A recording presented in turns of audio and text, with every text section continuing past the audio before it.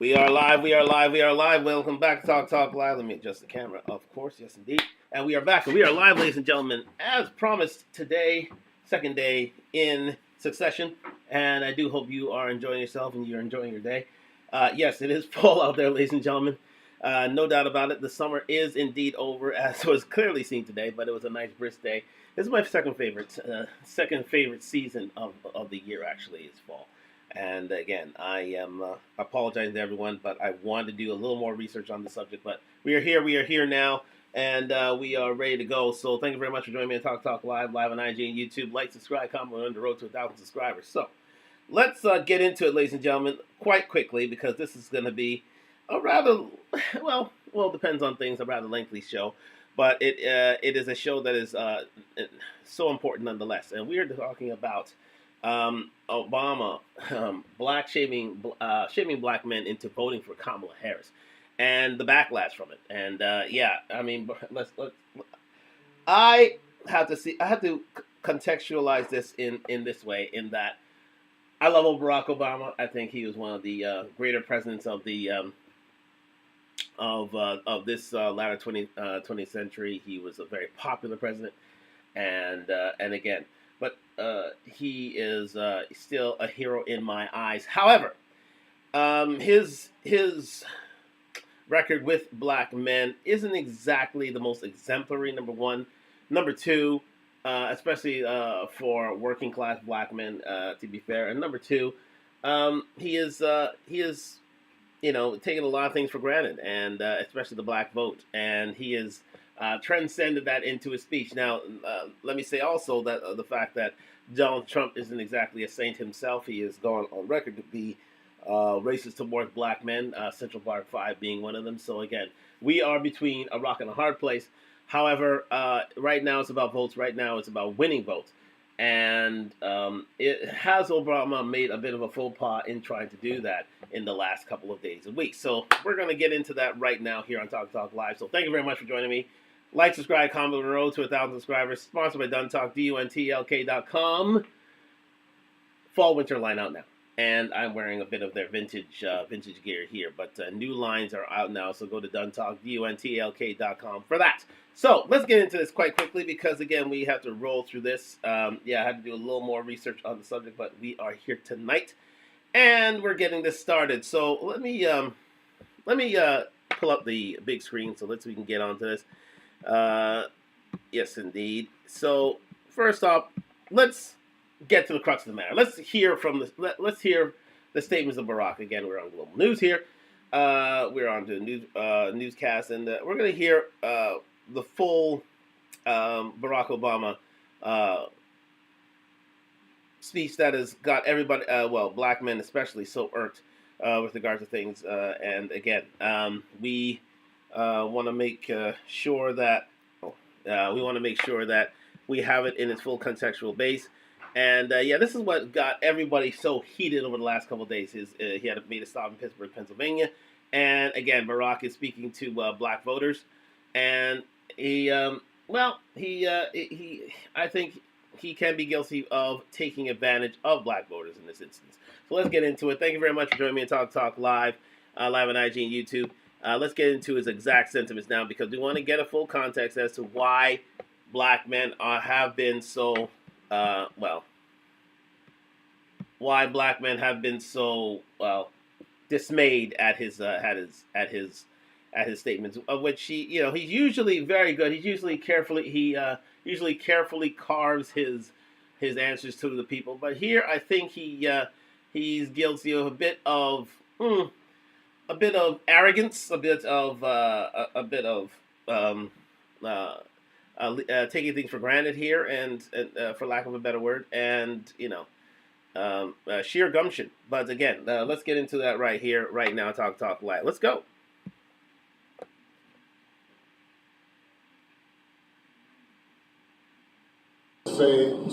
Speak some truths, if you don't mind, because my understanding, based on reports I'm getting from campaigns and communities, is that we have not yet seen the same kinds of energy and turnout in all quarters of our neighborhoods and communities as we saw when I was running. Now, I also want to say that seems to be more pronounced with the brothers. So if you don't mind, just for a second, I'm going to speak to y'all directly. To be fair, Barack knows how to code switch, especially when he's speaking to African Americans. He is a master at it. To be fair, it can be seen as condescending, but for black men will give him a pass for it in this instance. But yeah, he knows exactly what to do and how to do it. He is truly very good at what he does. Let's continue. Say that when you have a choice that is this clear, when on the one hand you have somebody who grew up like you, knows you, went to college with you, understands the struggles and pain and joy that comes from those experiences, who's had to work harder and do more and overcome and achieves the second highest office in the land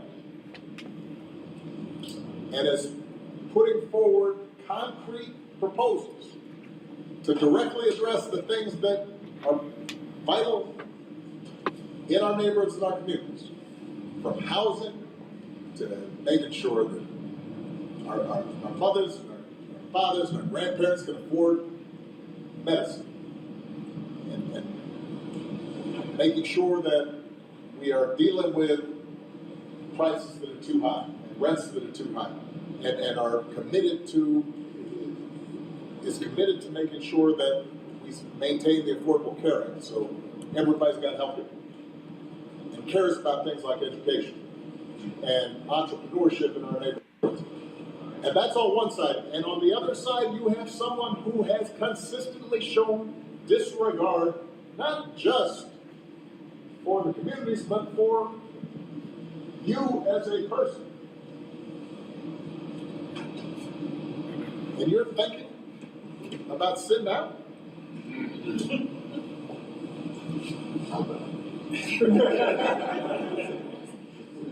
But, you know, because of Pookie might be. And you're coming up with all kinds of reasons and excuses.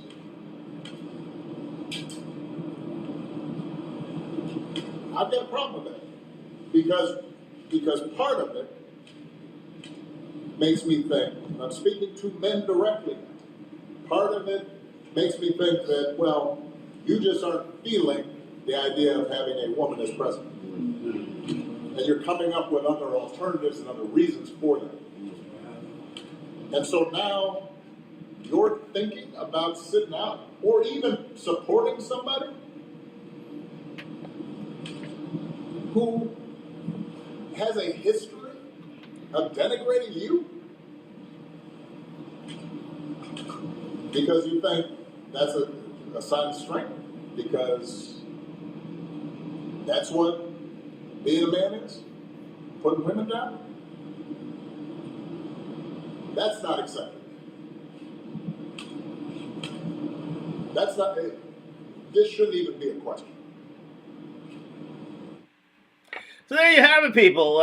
We have had, well, Barack, I mean, listen, he is not wrong in stating, I'm just going to bring myself back full screen here. He's not wrong in stating that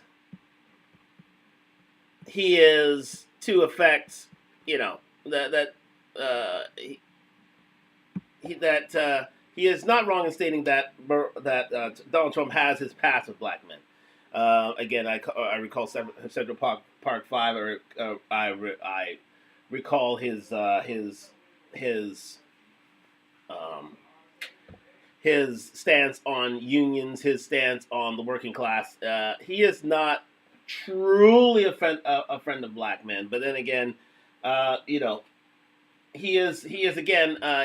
So there is a past with Donald Trump, and that is brought up by Barack Obama in this instance. But again, I think he's. I think in this instance, I think he may be out of turn for well, calling out identity politics, not and not bringing to the fore the fact that, you know, Kamala Harris has to work for a black man's vote. We're not going to vote simply because of identity politics, and you know, so that is indeed the reservation, and that is indeed the drawback to this argument is the fact that Barack fails to take into account that, you know, Kamala has to work for a black man's vote like everybody else. It's not going to just come for free. It's not just going to get there just because, you know, through identity politics. And it's a shame that Barack has failed to address that, failed to adhere to the fact that, you know, Kamala has to qualify for the black man's vote because, again, Kamala has a past. Kamala has in the past, you know, been not so much the best of patrons for black men in as a district attorney and in the White House. So again, it's you know, if black men are fearful about that, they have good reason. But better than me to say that, we're going to get it back into the browser here. And again, just go back here. We're going to get into why indeed black men are incensed, rather deleterious with regards to Barack Obama's statements and taking the black male vote in particular for granted. So we're going to go to my man O'Shea Jude Jackson. We haven't featured him here in a while, but again, do subscribe to O'Shea Jude Jackson, doing wonderful things in the YouTube streets now, broadcasting from Africa. But he has a pulse on U.S. politics, being that he is from Sacramento himself. And again, he is going to outlay the grievances in a nice cinematic way. How indeed Barack Obama has taken for granted the black vote. To be fair, so putting it in a nice way. So let's get into it right now. In his video, black men get revenge on Barack Obama by doing this. So let's get into it right now. Thank you very much, O'Shea Jude Jackson. Fair use here. And he's about to get this work.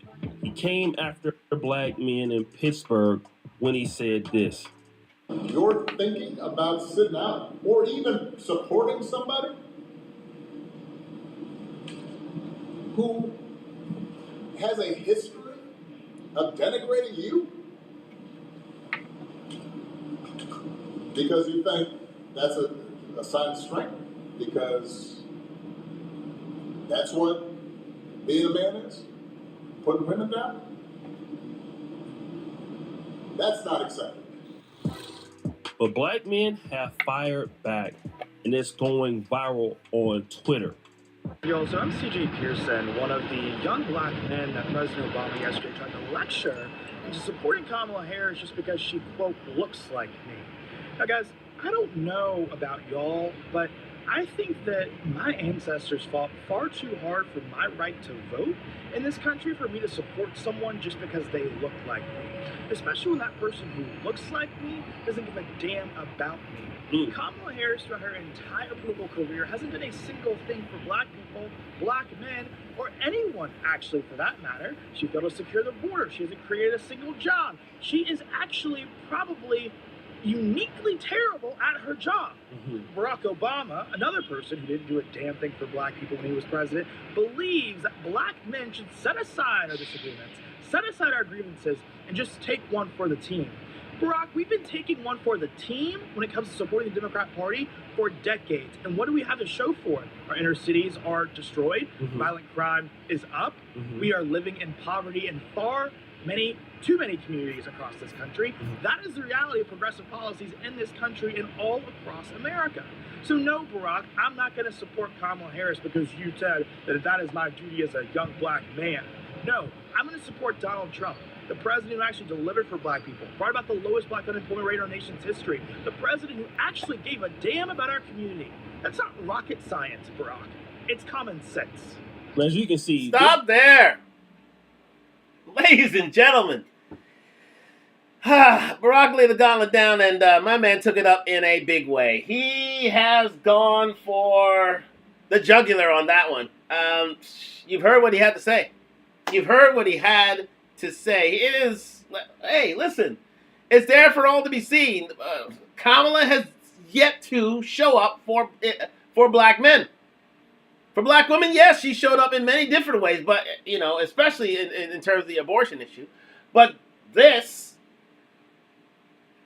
but even in the abortion issue, it's a bit irksome in the sense that, you know, she wants women to have the right to abortion when, you know, in New York City, there are more black babies aborted than there were born last year. So if anything, you'd think that a black candidate would want more black babies rather than less. And this is a problem here. This is a definite problem. Again, Kamala's been a vice president for the last 4 years. Well, 3 years, this being the fourth. And she has yet to go to bat for black men in any political way, in any policy sort of manner. Backing the play of Joe Biden, and it's there for all to be seen. There isn't any tangible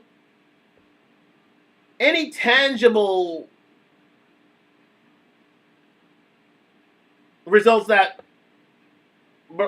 Kamala Harris has literally supported black men in any way in terms of any policy, especially economically. It's not there. And as my man so eloquently said, you know, the urban space has gone down in worth and in value. More ghettos have been created. More black men are in jail here. While as he said during the Trump era, despite his racist past, black male employment rate was one of the lowest in American history. Call a spade, but Donald Trump has done the work. He's done the work to put black men back to work, and that is, you know, all that one could ask for. So, again, a lot of grievances to be laid. Kamala has not really had the reputation of supporting black men, period. He supported black women, but not so much black men. And she has got to win our vote. And so far, she is losing badly. So that is why the black male vote isn't as strong as it once was, especially for Barack. But again, Barack didn't exactly, come to the fore in terms of the black urban vote in his 8 years as president. But let's continue.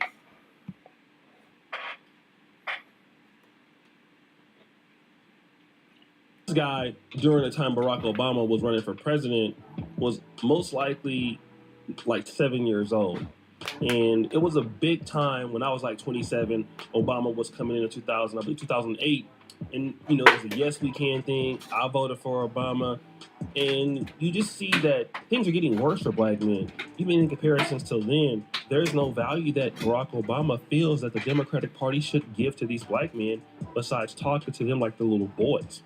They need to appeal to the needs of the voters. And so when I was a delegate for President Obama in both of his elections in Ohio, right now the vice president is down 11 points in Ohio, even though I fully expect President Trump to take Ohio as he did twice, but to be down 11 points compared to President Biden That is a problem. But this other issue I want to bring up is a problem too. Why are black men being lectured to?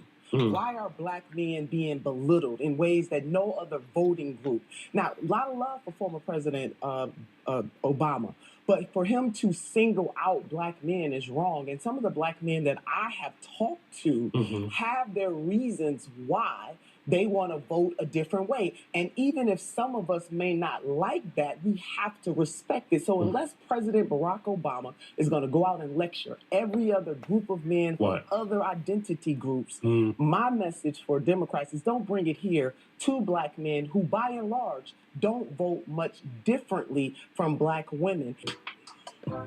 Whoa. There you go. Shout out to Nina Turner. Again, black men are doing everything historically that they've asked us to do.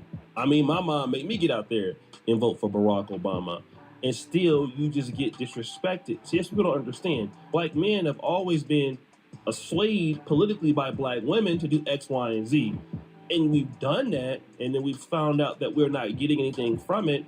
And so when you're saying that you don't want to go that route, then you're going to hear people say that you're a misogynist, you hate women, or you don't want to support women. And that hasn't been the case because we have a track record of showing that we vote as our mothers or our teachers or however people want us to vote. We've been doing that, and we have not been getting the result.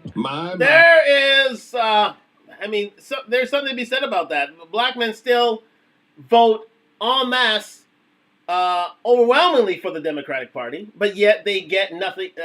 As was stated here, they get nothing in return, and they take that vote for granted. And as to be fair and frank, it is a shame because again, I think that Black America, now that we have Kamala Harris as the candidate, especially black men, are not falling for the okie doke anymore. They're not doing it. They're not.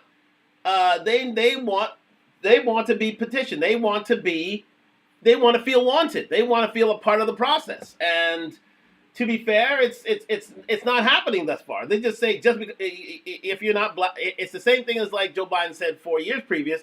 If you don't vote for the Democratic Party, you're not black, which was completely condescending, was completely insulting. And here we are again.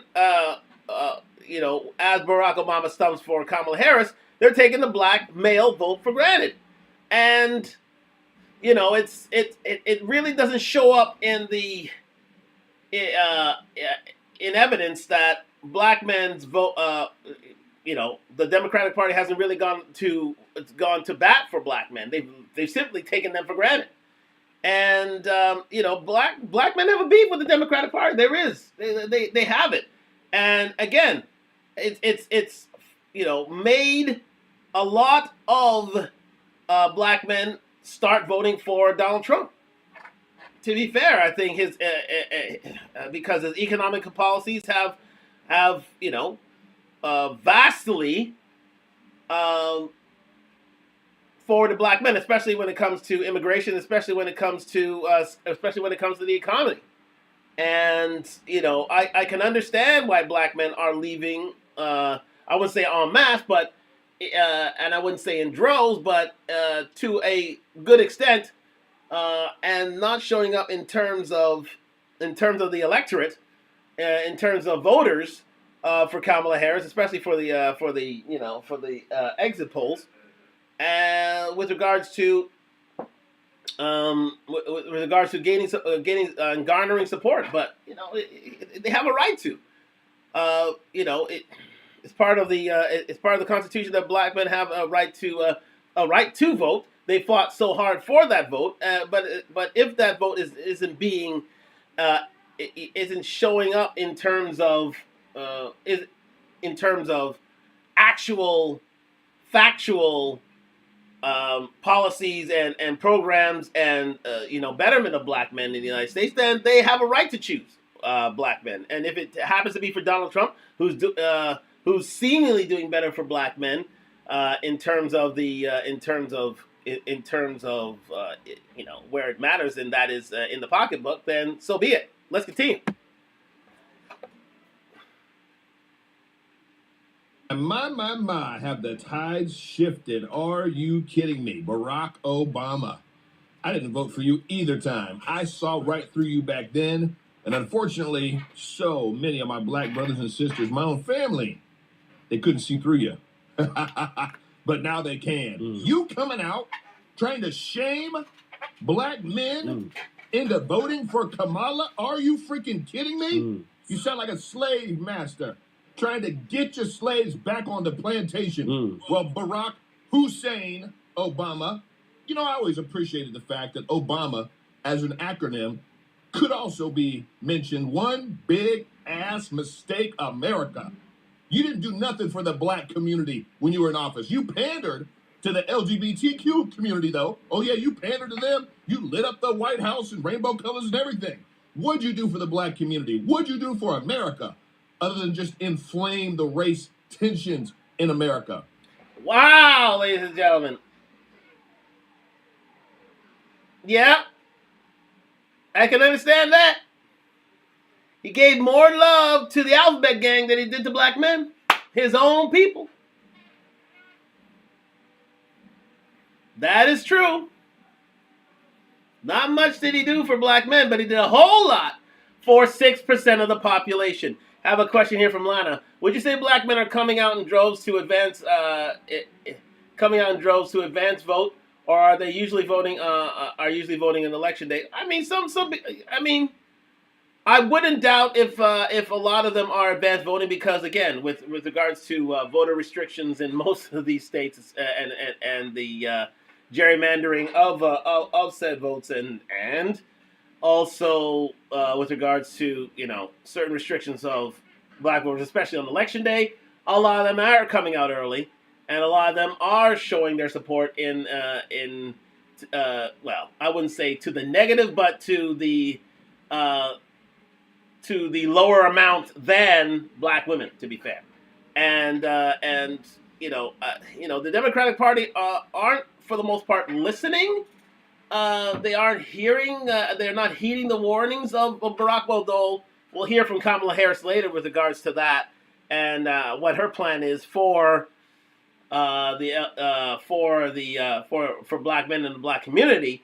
But again, not a lot of people are fooled. Not a lot of people are to be dissuaded in terms of the 2024 election, and you're starting to see a lot more black men just, totally divesting themselves from the Democratic Party and starting to become a Republican. There is a thing called before it used to be sacrilege to be considered a black Republican, but nowadays it's in vogue. But nowadays it's fully acceptable, and all the power to them. I mean, a black vote slash a black male vote has to be advocated for, and it is a huge section of the voter of the electorate, and it usually tips the balance with regards to whether a candidate becomes a president. So if they don't work on said vote, then a lot of black men are empowered to vote for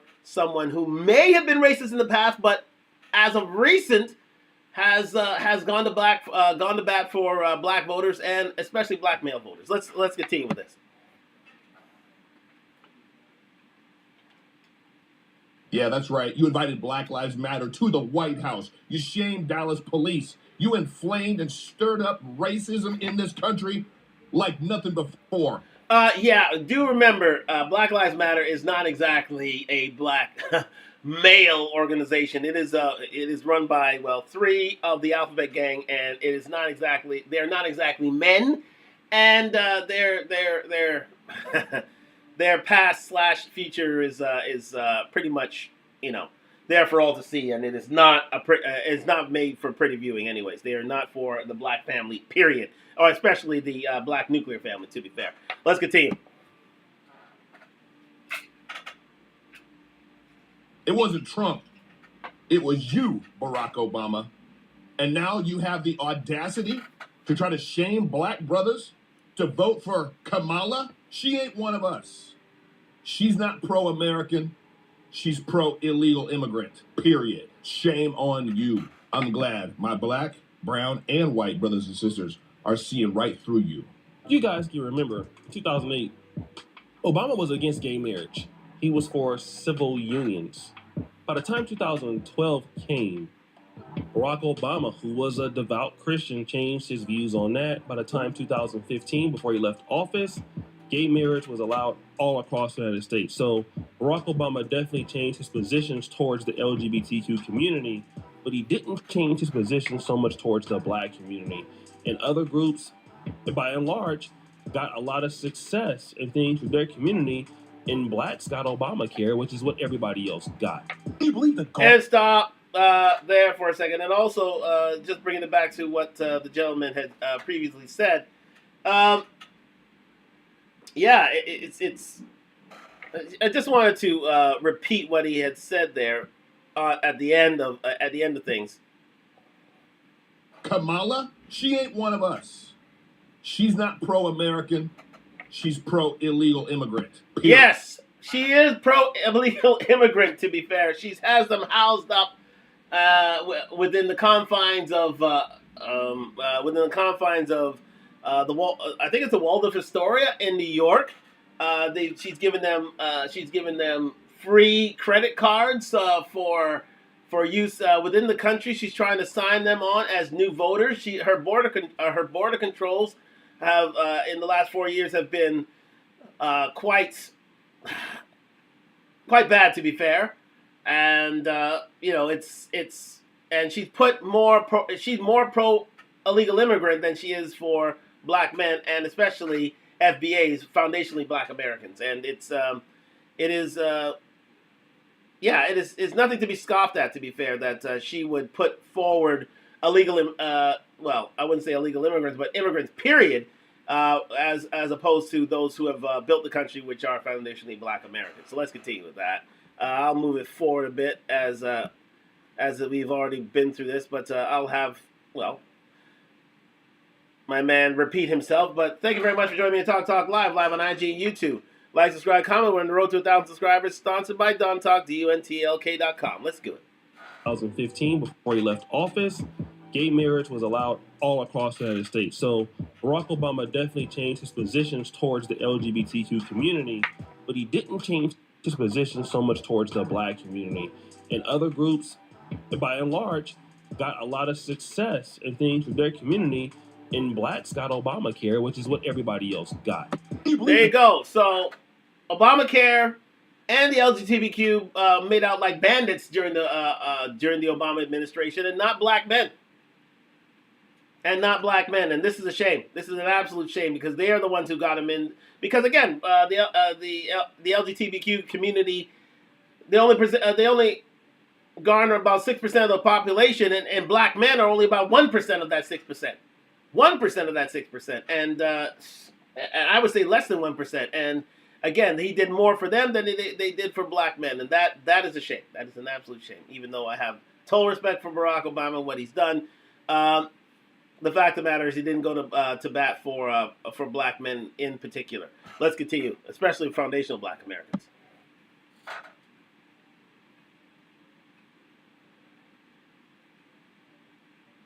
The gall of Barack Obama scolding black men as though, how dare you not vote for more crime, higher inflation, and not vote for more aborting of your own children.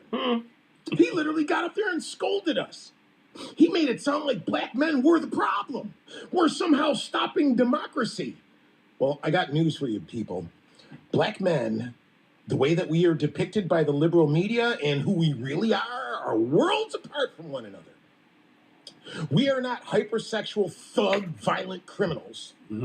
Okay? And if there are that amongst us, they were no doubt made by your liberal Democrat policies, contorting and distorting our communities. Uh-oh. He's spitting facts here. He's spitting facts here. Okay? Nobody has destroyed the progress of African Americans like Democrats. I'm sorry. We're going to be honest here. I was alive during the crack era, when the community was starting to decline. That first generation of people who migrated from the South and the Great Migration, and then seeing what it was, allegedly even 20 years before I was born, to what it was now, or what it was becoming at that time. By the time the 90s came, it was all over. And he's right.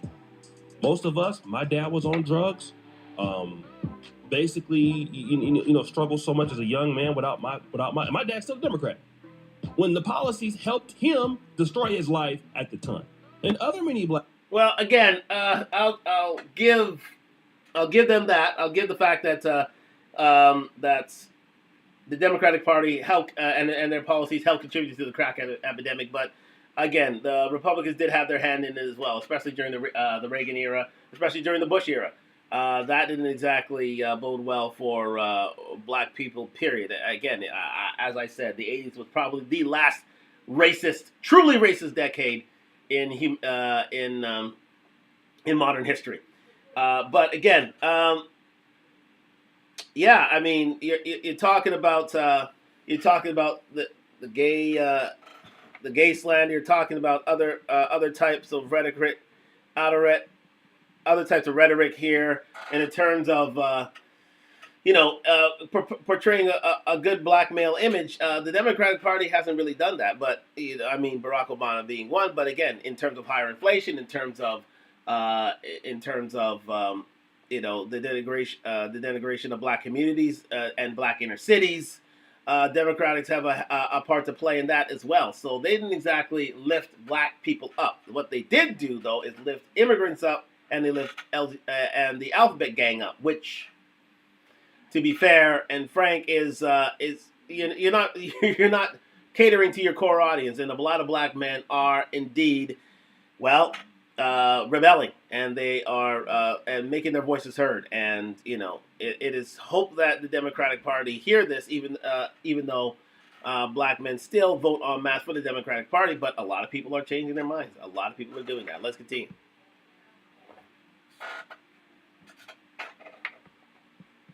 Flag men.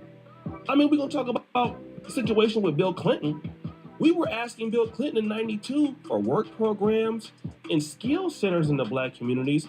By the time 1996 came, we got more jails built. Offering today's National Day Out Day, or whatever it's called, offering us nothing more than deviance, abortion, trans surgeries. Black people aren't with. Okay. Abortion. Again, more black men. I mean, there are more black abortions than there are births within the New York City radius, and that would be challenged throughout the United States. That is a shame. That is shameless. How are you going to build a community if you are advocating for abortions? And Donald Trump has gone on record I wouldn't say hinder, but making them still available, but having them go through the states. And to some, it would slow the process of abortions in that segment, because certain states have abolished abortions. So again, it allows for a higher birth rate.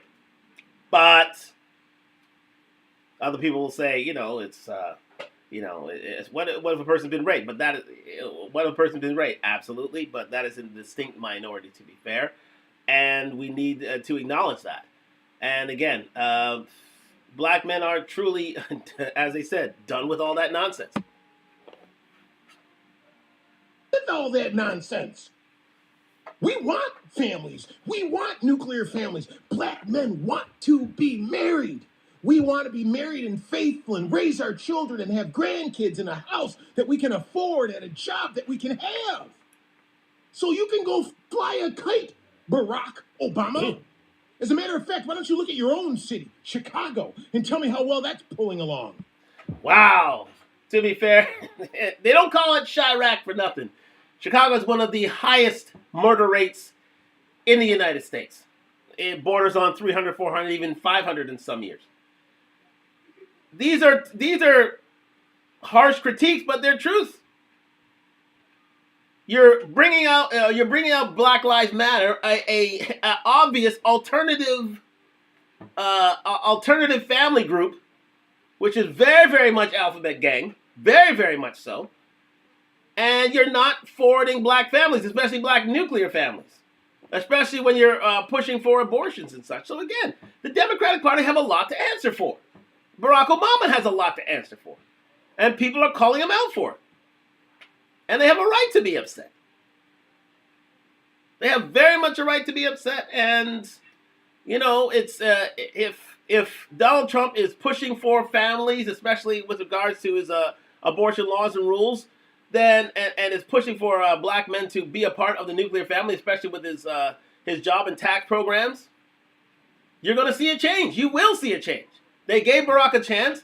He didn't exactly knock it out the park. Kamala, in her 4 years as vice president, didn't exactly knock it out of the park with regards to black men pushing for abortions. She's gone on record to want abortions legalized in the United States, and black men aren't having it. So guess what? You're going to get less amount of black men voting for a Kamala Harris. As simple as that. Whoa. But one thing about progressives, they don't know how to make any money, but they sure know how to beg for it and spend it, right? Sorry, Obama, I'm a black man and I'm voting for Donald Trump for president, and there is no amount of lecturing or bullying or shaming that you can do that is going to make me change that decision. I am not afraid to vote for Kamala Harris because she is a woman. I refuse to vote for Kamala Harris because she has spent the last 4 years destroying this country. Boom! Shout out to the brother Rob Smith. Give him a round of applause. Again, see, these are arguments, and Obama's a lawyer by trade. So instead of dealing with positions, which is what good lawyers do, he's dealing with ad hominems towards black men. Well, the real reason why you won't vote for her is because she's misogynist. When actually, if you just look at this particular graph here, it's called Bidenomics, okay? Look at how much the prices have risen under Joseph Biden's administration.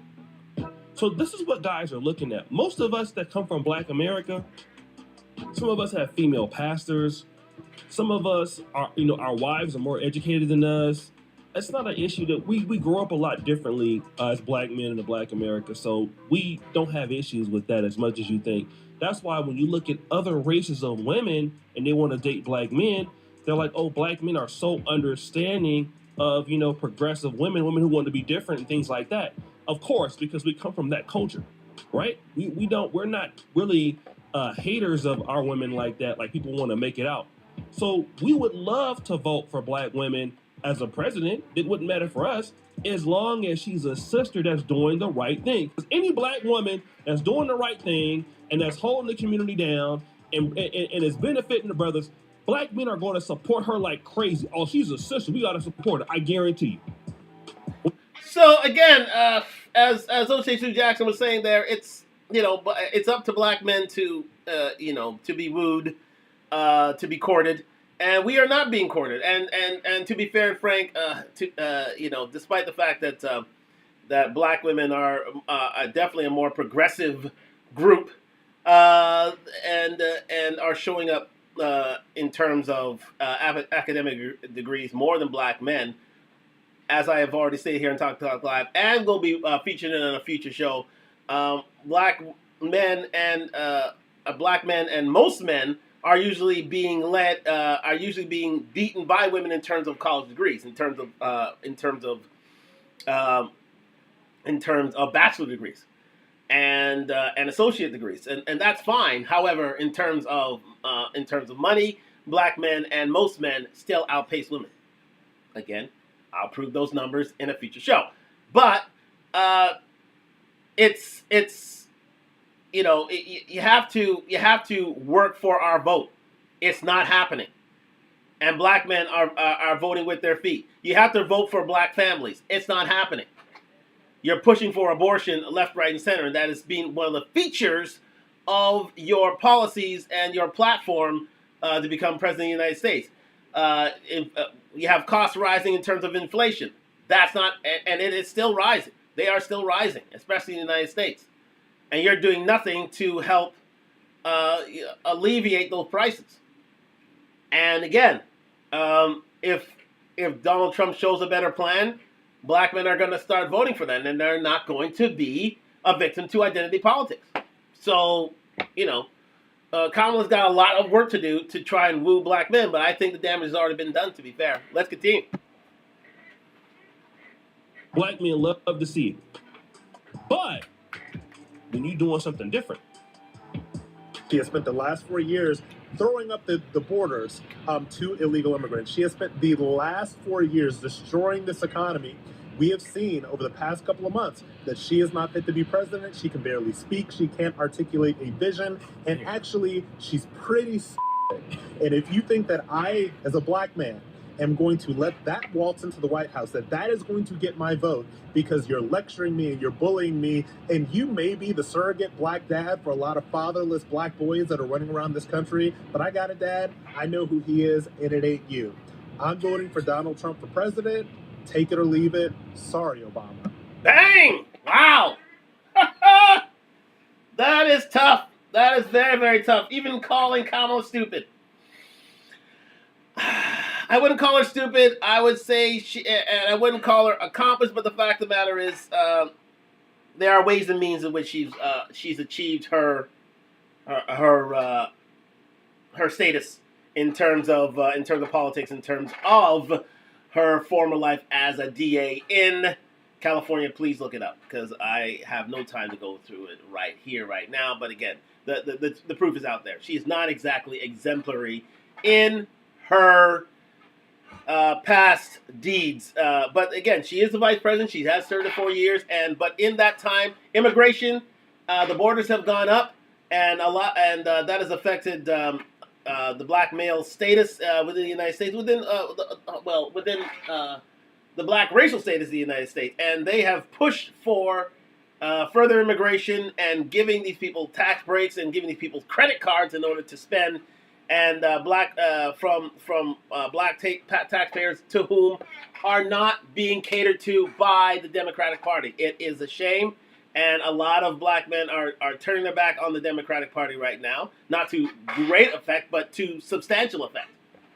And, the Democratic Party aren't doing not near enough to win back this vote. And to be fair, if you're going to get into office, you need to be swayed in terms of the black vote, and that's what's made this race so close, is because I think the black the black vote has been divided, and that's the reason why Donald Trump came out and he scolded black men, and then we got this controversy. So take that or leave it. But again, we are black men are angry, but and a lot of black men are angry. A lot of black men, as you've seen here, are not falling for the okie doke. They are not falling for past policies, and here we are asking to be catered to, but especially being some of the foundations of the United States. But it's not exactly working. It's not exactly doing it. And they take the black vote, especially the black male vote, for granted. And a lot of black men aren't doing that anymore. They simply aren't. Let's continue. Brother was going in right there, wasn't he? He wasn't playing no games. No, he wasn't. And of course, this is the situation that we take as disrespectful. So as men, you have to have respect for each other. And as black men, no matter how old you are, men need respect. Okay? And we know when somebody is disrespecting us as men. We need respect as men. And when you don't want to offer us the respect, but you want to basically scold us, I don't care how you're saying it, Obama. You can try to dress it up. You can dress up a turd and put sugar on it. It's still doo-doo, right? So we understand that what you're trying to say doesn't really benefit us, and it hasn't benefited us. So we're not dumb. And what a lot of black men are looking at is that you don't respect our manhood. You don't respect our struggle. So now brothers are starting to become more hostile towards you because who do you think you are to talk to us like that? In America, so many black men die every single day because of disrespecting another black man. And here you are, not understanding that black men need their respect. Why don't you understand that you need to give respect as a black man? Wow, they must really be terrified. They didn't brought out the big guns, Obama. They're starting to realize that more and more of us have been waking up and seeing how they try to get us to vote, not for the person who's best for our communities and who has the best policies that are going to bring positive change, but they want us to vote based on skin color. We see how Kamala Harris did black men when she was the top cop in California. Jamal Truelove. We see how she locked up a single black mother because her child missed too much school, when in reality the child had sickle cell anemia and was in the hospital. We see how she was brought in as the first black woman vice president, and played a part in our cost of living going up, our groceries going up, our gas going up, our border being let open for the I entire just showed y'all the groceries. world to come in, and people who've come here illegally getting preferential treatment over people who've been in these communities for decades. Yes. Our children being put last, illegal immigrants' children being put first. We see how the media told us that Trump was going to be the one to start World War III, and how under the Biden-Harris administration, we're on the brink of it. We see how the Democrat Party has failed our community, how they've hidden their history of trying to continue slavery, trying to keep blacks from voting, trying to keep Jim Crow going, being the party of the Klan, how they would take us out. And I ain't talking about to eat when we chose to vote Republican. We see how they have Planned Parenthood buses outside of their conventions and target our community. How insulting is it that this man gets up there and tells us that we should vote for Kamala because we're black? Sorry, Obama, the gig is up. It's over. Shut up. Bang! He laid it all out there, ladies and gentlemen. Well done to him. He is, listen, wow. He laid out the history of the black American vote of the Democratic Party, which isn't very good at all. Yes, they brought to fore the first black president. However, their past is not exactly exemplary in and of itself. Indeed, it was the party of the Klan at one time. Indeed, it was the party of Jim Crow at one time. Yes, it was. And again, you have Kamala Harris, who, as a DA, she was terrible, and she was very, very much against black men, and she locked up thousands of them, and didn't exactly give them a reason to work or a reason to better themselves. Also, the fact that her abortion policies are still, especially as she is in lockstep with Planned Parenthood, aren't for the birth of black babies.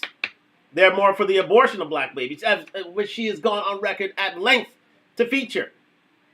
She's very much the abortion president. And black men do not like that very much. She has gone on record to be lockstep with Joe Biden in terms of raising the prices of groceries and of gas and of most commodities that are needed on a daily basis. The evidence is there for all to see. So the votes are indeed up for grabs. Who's going to permit the better policies? And it's up to the Democratic Party, to be fair, to fight for black men's vote and not take it for granted and not use identity politics in order to shame black men into voting for the Democratic Party. They've done it before. They've done it again. Here we've done it again. And Barack has made this fatal mistake. To my dismay. To my ultimate dismay. And, I mean, listen, you reap what you sow. And it's up to the Democratic Party to clean this up. It's up to Barack Obama to apologize to black men in America for his comments. If you're wrong, but say you're wrong. But black men are not falling for the okie doke anymore. They're not falling for the okie doke. Let me see if there are any comments here from the YouTube, because I haven't really checked on it. Thank you very much for joining me on Talk Live on IG and YouTube. Like, subscribe, comment. We're on the road to 1,000 subscribers. Yes, indeed. So, yeah, very, very heated, very, very incendiary commentary, but very, very much fair game. And a lot of black men are voting for the Republican Party because, again, Donald Trump has put black men in a position in which they can be the head of families again and have better jobs and have better in terms of standard of living. Despite his past, I understand that we can't look away from that. Donald Trump isn't exactly exemplary in terms of his past nature with regards to black men. Central Park 5 being one, but again, it's in terms of the economy, in terms of putting money in black men's pocket, he has in the past done the job, even if not for 4 years. 4 years wasn't exactly exemplary, but again, He has done the work, and a lot of black men are voting that way. Let's continue.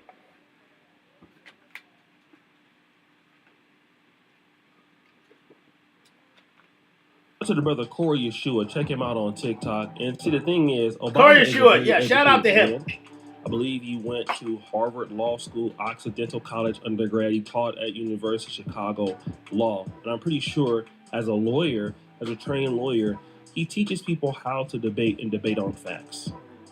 How is it that these black men who are responding to him are responding to him with their issues and facts that Obama can't even reply to?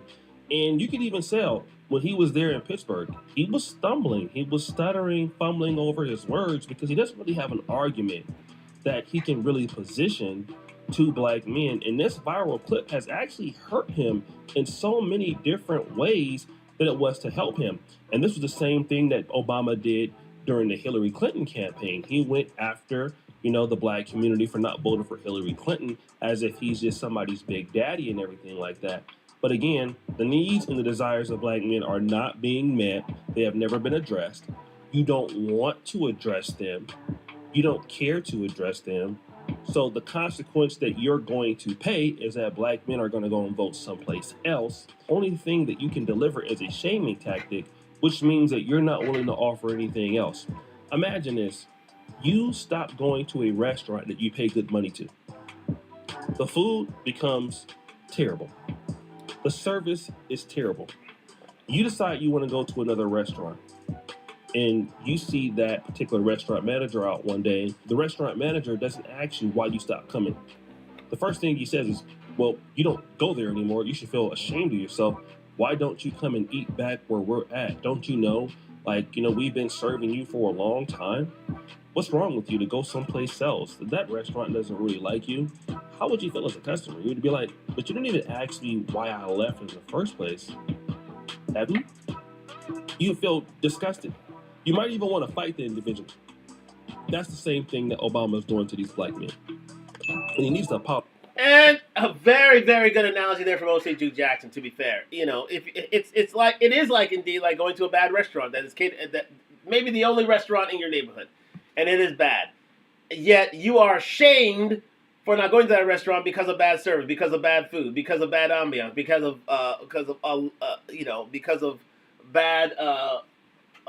bad infestation upkeep.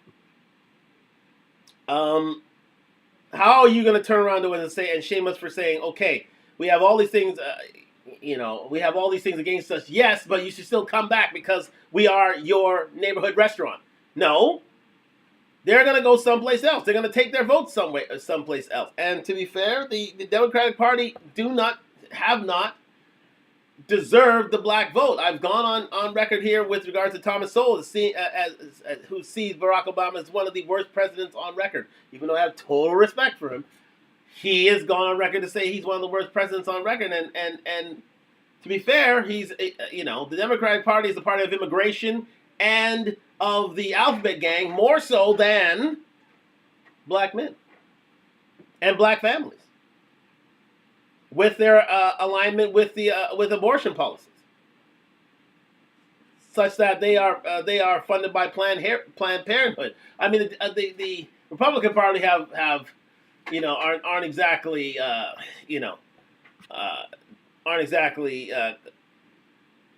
without dirty hands, especially with their support of the NRA, and the Democratic Party aren't exactly without blame because of their support of Planned Parenthood.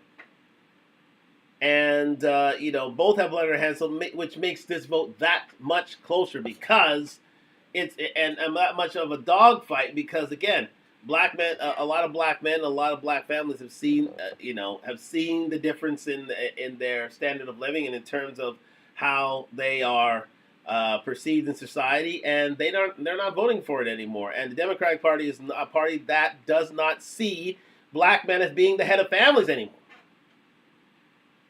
And that's a shame.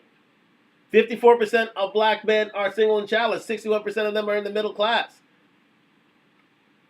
Yeah, women are having babies out of wedlock, left and right. Abortion has shot up to a point where in New York City, again, there are more abortions than there are black babies. Look it up. I ain't lying. So again, there's a lot of dirt on the hands of the Democratic Party, and they need to make amends.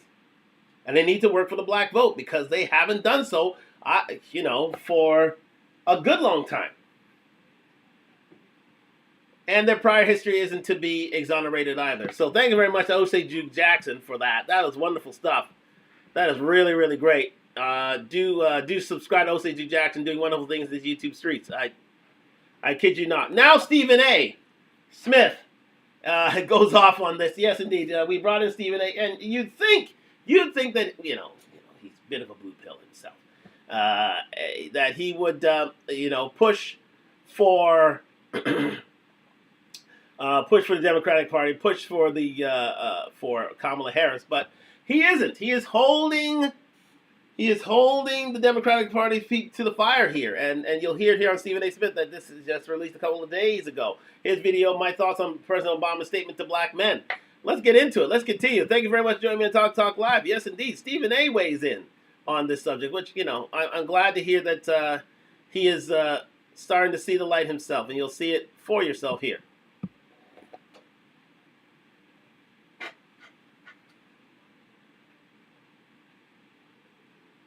Obama, what you said is not acceptable. I'm going to say it again.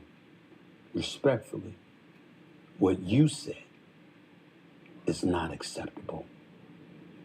Not to me, not to a host of black men out there who's not even thinking about voting for Donald Trump. What you said is unacceptable. I'll tell you why in a minute. But before I do that, I want to go to Khalil Thompson, co-founder and executive director of Win with Black Men, who responded to criticism of Obama's comments. Take a look at what he had to say here. Quote, I believe President Obama is speaking to a tangible, visceral understanding of what it means for all men to relate to women in America. Calling out misogyny is not wrong. End quote. To co-founder Khalil Thompson, you're wrong too. And what you said is unacceptable. You see, what you're missing is that you're basically accusing black men who come up with a reason to not support Kamala Harris as engaging in misogyny.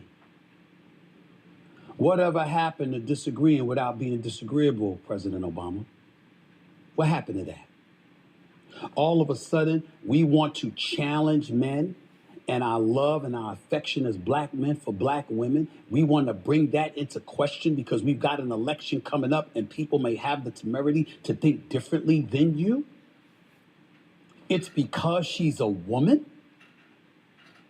that she's in danger of losing this election? Didn't Hillary Clinton win the popular vote in 2016? Didn't she get over 2.8 million more votes than Donald Trump in the popular vote for the 2016 election? Last time I checked, she's a woman. Are we there sitting here and implying that black men would be more apropos to support a white woman than a black woman? Is that what we're saying? Is that what we're saying? It's a rhetorical question because it makes no sense to me.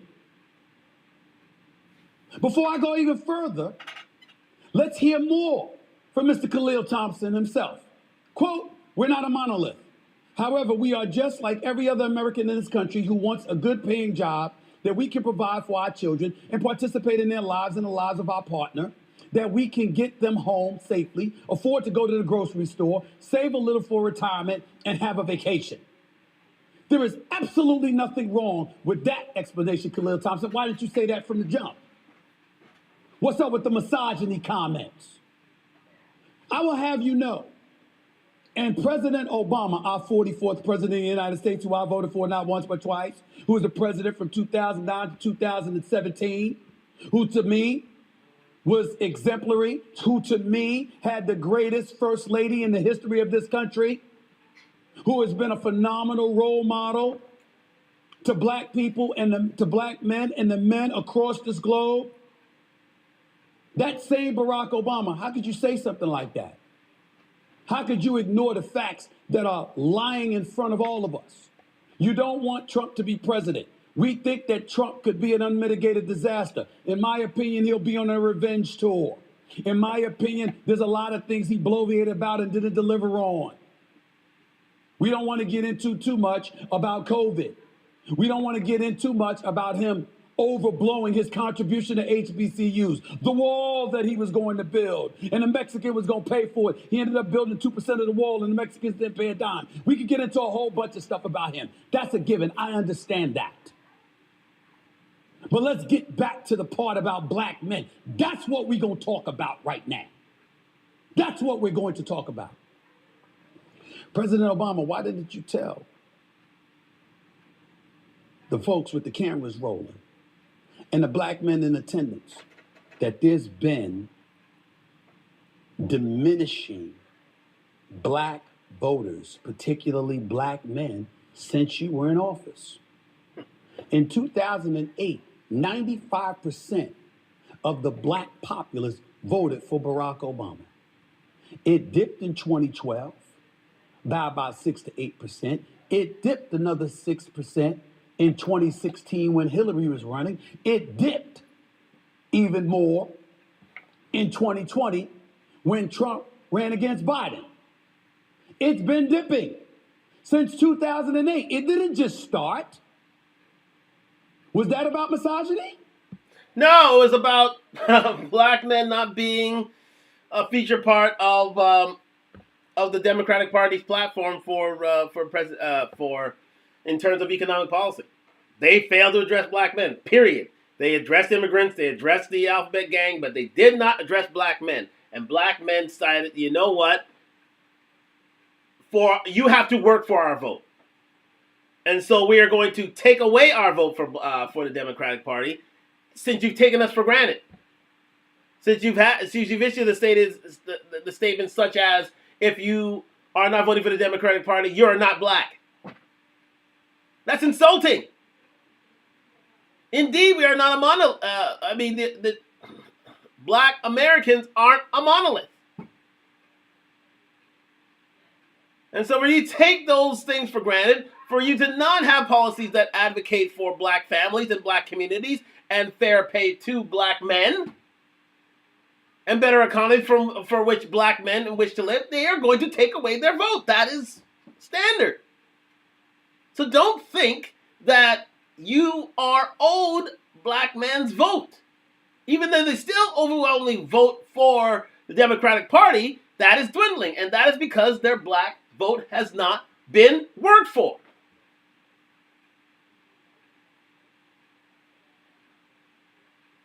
It has not been pushed for. So I totally understand. And for Barack, as much as I love him, to condescend and to, browbeat black men and for engaging in quote unquote misogyny is ridiculous. So I understand why a lot of people are voting for, a lot of black men are voting for Republicans. The black Republican is now, in vogue these days, because if a president has a better policy for you, you're going to vote for that policy. You're going to vote for that man. You're going to vote for that president. And it is up for the Democratic Party to work for the black male vote, and it's not happening. It hasn't happened yet. And their vote is not to be shamed.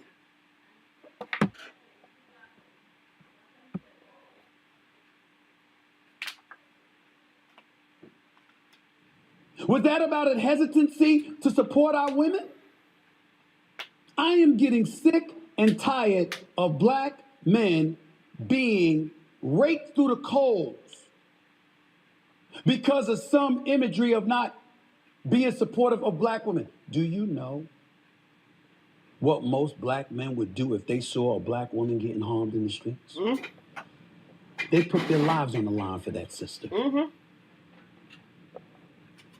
We talked about the absence of black fathers in the past. What do we do simultaneously? We applaud the mothers who've uplifted us, who've nurtured us, who've made us into who we are. I can make an argument. No one loves women, particularly black women, more than black men. Truth. Very much the truth. However, he's wrong in one way. Black men are seen as some of the most involved fathers in the populace. So he's misinformed on those facts. However, he's building up a bit of steam. Yes, indeed. There is no one man who loves the black women more than black men. Even though we are hating on black women, which is stunning. So ironic. But again,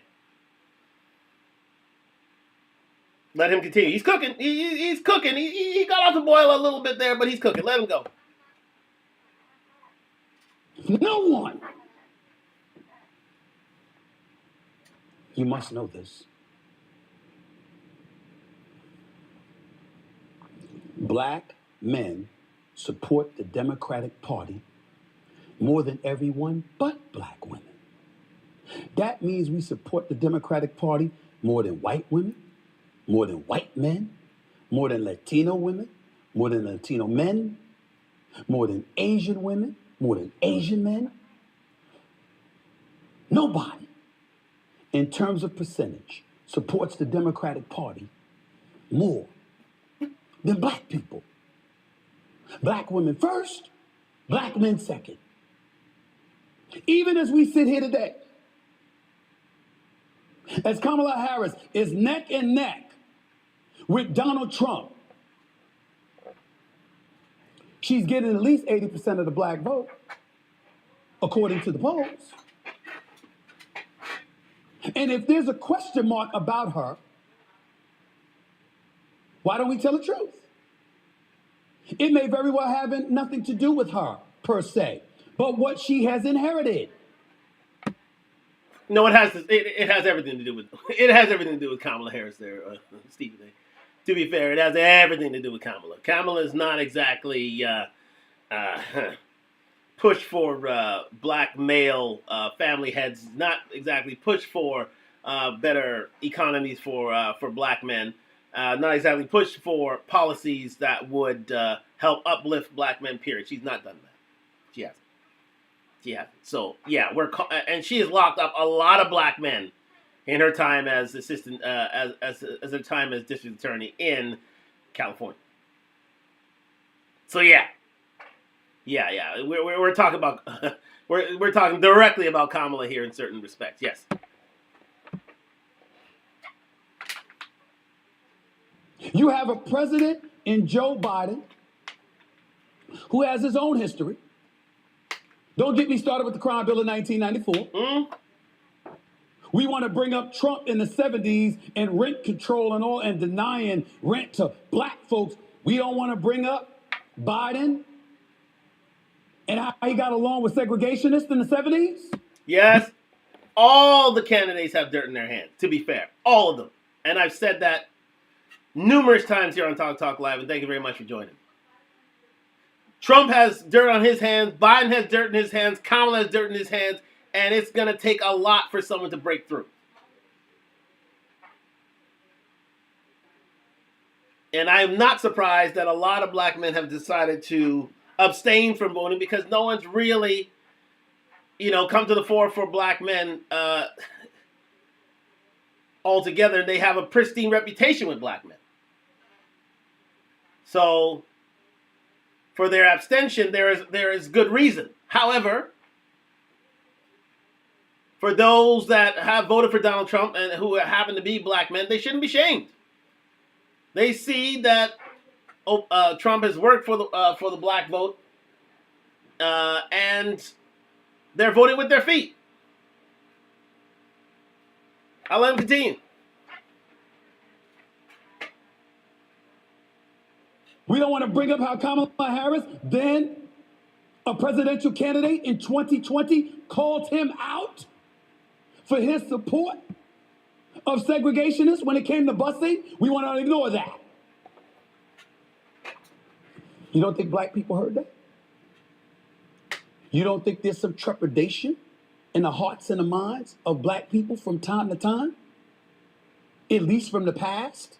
Not even talking about what he's done during this administration, which some people will believe his policies and his heart have been in the right place in some of their eyes. You're President Obama. How do you ignore that? Inflation, the cost of living, the price of gas, the price of groceries. That don't matter? Folks ain't paying attention to that? Immigration and our borders. And this belief that there's an elevated level of sensitivity towards them, as opposed to black folks struggling, if not starving in this country. Yes, that plays a role too.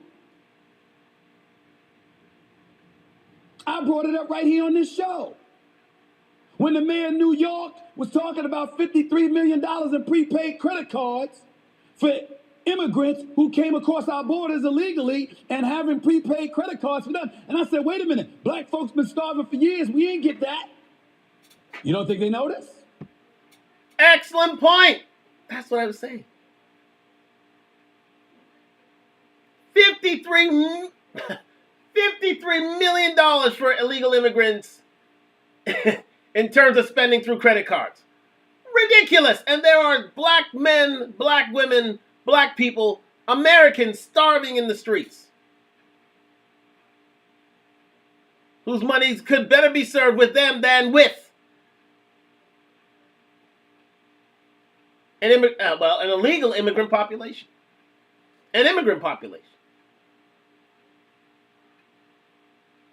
Stunning stuff. You don't think they notice? Is it possible that the only reason some black folks, not me, but some black folks, may not be inclined to vote, or they may be a bit disenchanted, or dare I say may even be willing to go as far as voting for Trump? Is it possible that it's policy as opposed to misogyny? Is it possible that they looked at a Democratic Party that is locked in on addressing or not addressing immigration and folks crossing the borders illegally, and have prioritized focusing on that, along with other issues, identity politics and beyond, that has become such a focal point that has turned off folks in the African American community? Some indeed. And he has put it so eloquently and so right. It is indeed more policy over misogyny.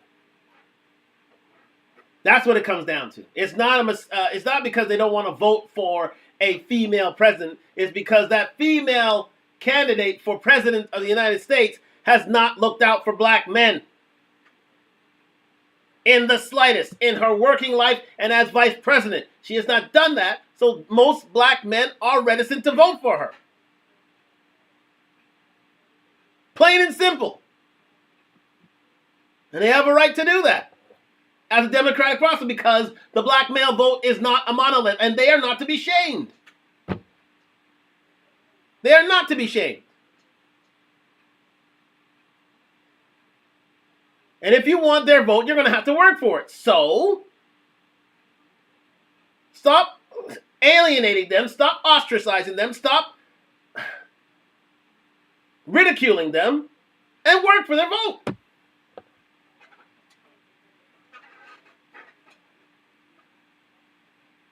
Not most, not all, just some.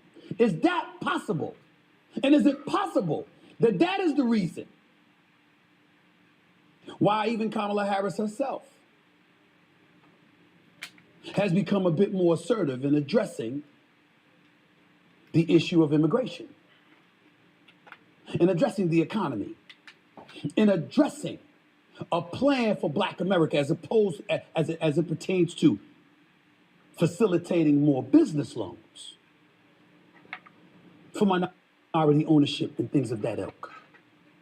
Is it possible that Black folks, particularly Black men, more so than the Black women, who you look at Roe v. Wade and the women's rights and what have you, in Trump's position, he's got no chance in hell of luring them in. But is it possible that when it comes to the men are saying, wait a minute, get all that, but what you gonna do for us? Could it be the issues as opposed to just misogyny? Excellent point there raised by Stephen A. We're going to move on here. Thank you very much to Stephen A. Like, subscribe, comment to Stephen A. He's near 1 million subscribers. He's doing wonderful work in these YouTube streets. Yes, indeed. Let me see here. Yeah, there we go. We're going to go here to, let me see, is this one or this one? Yes. We're going to go to the Millionaire Hour with the Millionaire Morning Show with Anton Daniels, and get a bit of commentary from him, and he gives a different perspective on things, and shout out to Millionaire Anton Daniels, doing wonderful things in YouTube streets. He's got about 2 or 3 channels up, and they're all doing very, very, very well out of Detroit. So let us hear from Anton Daniels here.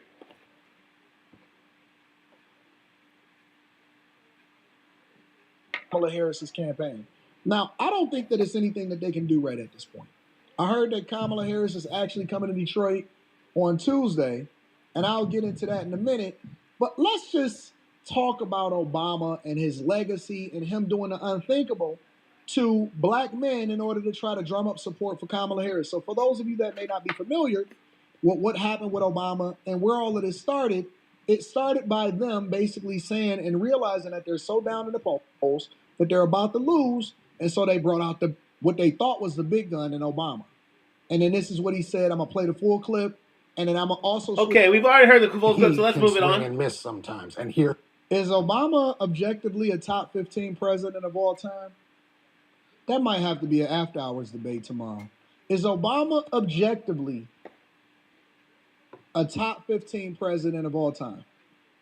He swung. Agreed. I'd say he is, but again, some people can disagree with me. But again, I would say he's a top. I think during the Obama administration, there is a good amount of prosperity during those 8 years, and a lot of black people, upwardly mobile Black individuals, did see a rise in their incomes. However, he did not do a lot for the inner cities. I'll say that. Let's continue. And missed. Here's what he did. Harris has been very strategic about when and how she's spoken about gender and race. What's up with his hairline? And he stepped on that. And when she hasn't spoken about it, he stepped on that message. And I think also with those comments, and there's more to this, but let me just start with this, is that he forgets, at least in that moment, that she doesn't get the benefit of being a historic first the way he did. She's a historic first woman if she wins. Maybe that's part of the problem. That's what he's Yeah. saying. And Why doesn't she get the benefit? Well, first of all, we have to remember Because that she this hasn't is a worked for thing. the Black man's vote. Simple as that. Because she has a prior history of putting Black men in jail. Because she has raised the price of inflation. She's been a part of an Biden administration, which wasn't exactly exemplary. So she doesn't get the historic vote. That's an issue. Let's continue. Like Barack Obama has a history of kind of chastising specifically Black men, and like the question is whether what he said is relevant, right? Because there are a few Black men, like there are a few white men who are more conservative than Black women, and more white men are conservative than white women. But the point is, does this work, right? And there's no evidence that it's true or that it works, and he doesn't do that. With, like, you've never heard him say, why don't you white women stop being racist and vote for me? or Kamala Harris, or they don't talk to Hispanic voters or LGBTQ voters. It's only specifically black men that he takes this tact Why? that doesn't work. Why do you think that is? Because you know why. No, Because tell me. the second most loyal, the most progressive group of men on the planet, they don't care about. They assume that they have their vote and they don't have to do anything for it. And the point of this is that if you don't vote for Kamala Harris and you're a black man, something must be wrong with you. That is the subtext of everything that they're saying. Well, And he's 100% right. He's 100% right. Well, to be fair, to say that black men are the second most upwardly mobile group in the world, I would say in the country, yes, but in the world, let's make a relax with that. I think Chinese and Indians would have something to say about that, and especially Saudis and Saudis as well. But again, in terms of the United States, that may be a true statement. But again, to say it's the world, no, he's not exactly right in that. But again, I'll let Mr. Daniels continue. Honestly, let's inject race into this for a second, because you know how I hate identity politics.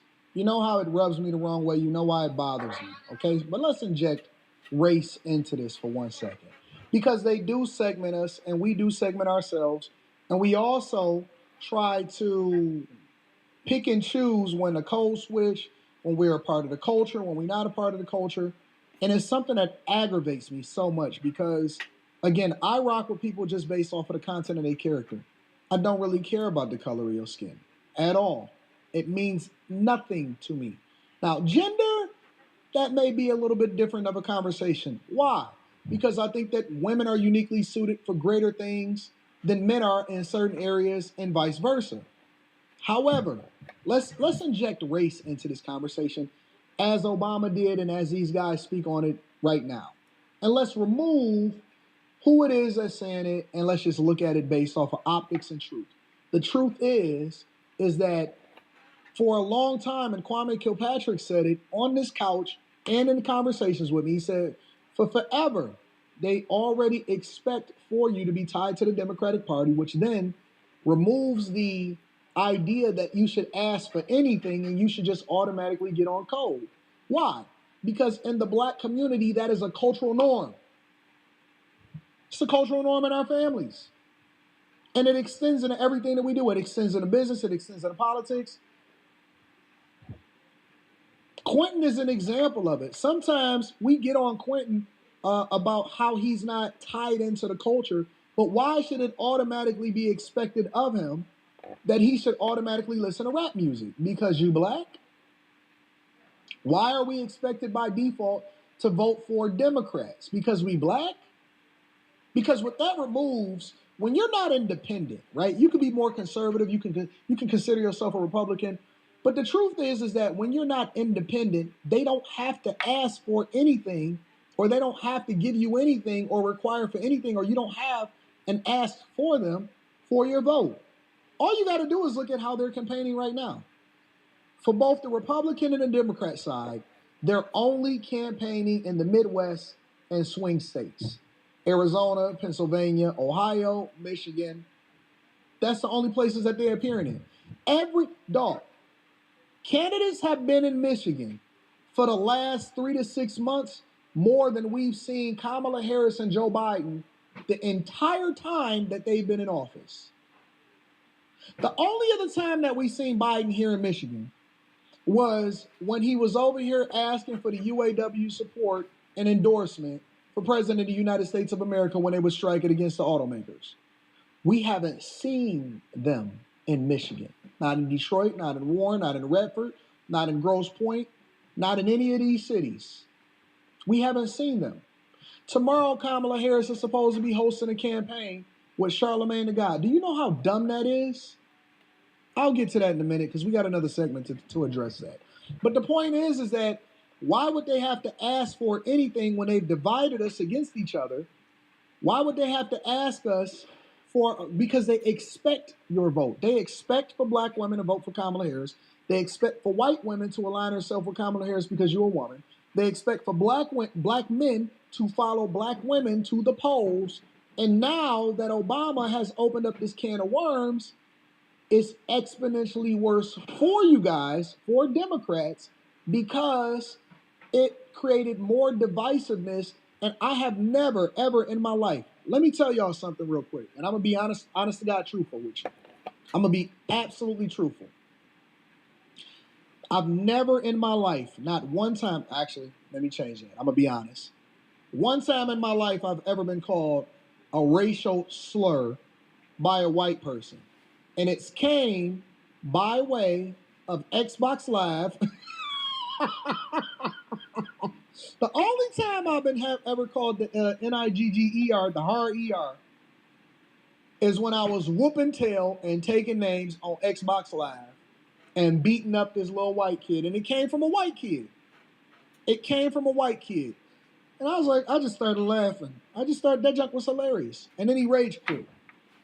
Outside of that, and y'all know what I'm talking about. Some of y'all old video game players, I don't play games no more, so I don't know what's happening. But outside of that, the only other time that I've ever been called out of my name in a negative way All right, let's continue with that. a sellout. A house N-word. A rat. Uncle Tom.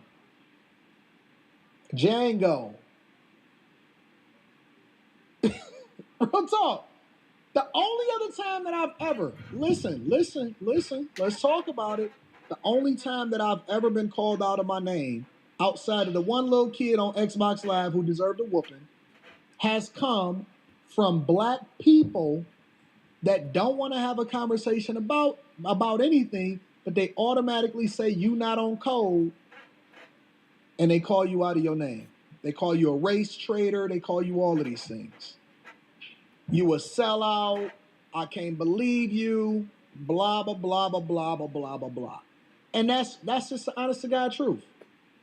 Every person in here who has ever openly or willingly shared their opinion about not agreeing that they not under duress, that, oh my God, I don't necessarily need reparations, that I might be voting Republican, that I got white friends, you may have dated a white man or you may have dated a white woman, you can't bring her to Thanksgiving dinner because everybody is going to take her through the rigmarole and give her the third degree. So why you want to date my cousin? There are no greater open racists than black people who don't like white people. This is the only country, or maybe not the only country, this is the only time in history, and it is a unique time in history that hopefully we look back on it and we say, y'all were some fools, where you can be an openly racist black person and get away with it. You can be an openly racist black person and get away with it. It's the only time. And it feeds into the problem with Obama, with what he said, because him holding us accountable with the expectation that we're automatically supposed to vote for Kamala Harris because of her alleged blackness is a problem.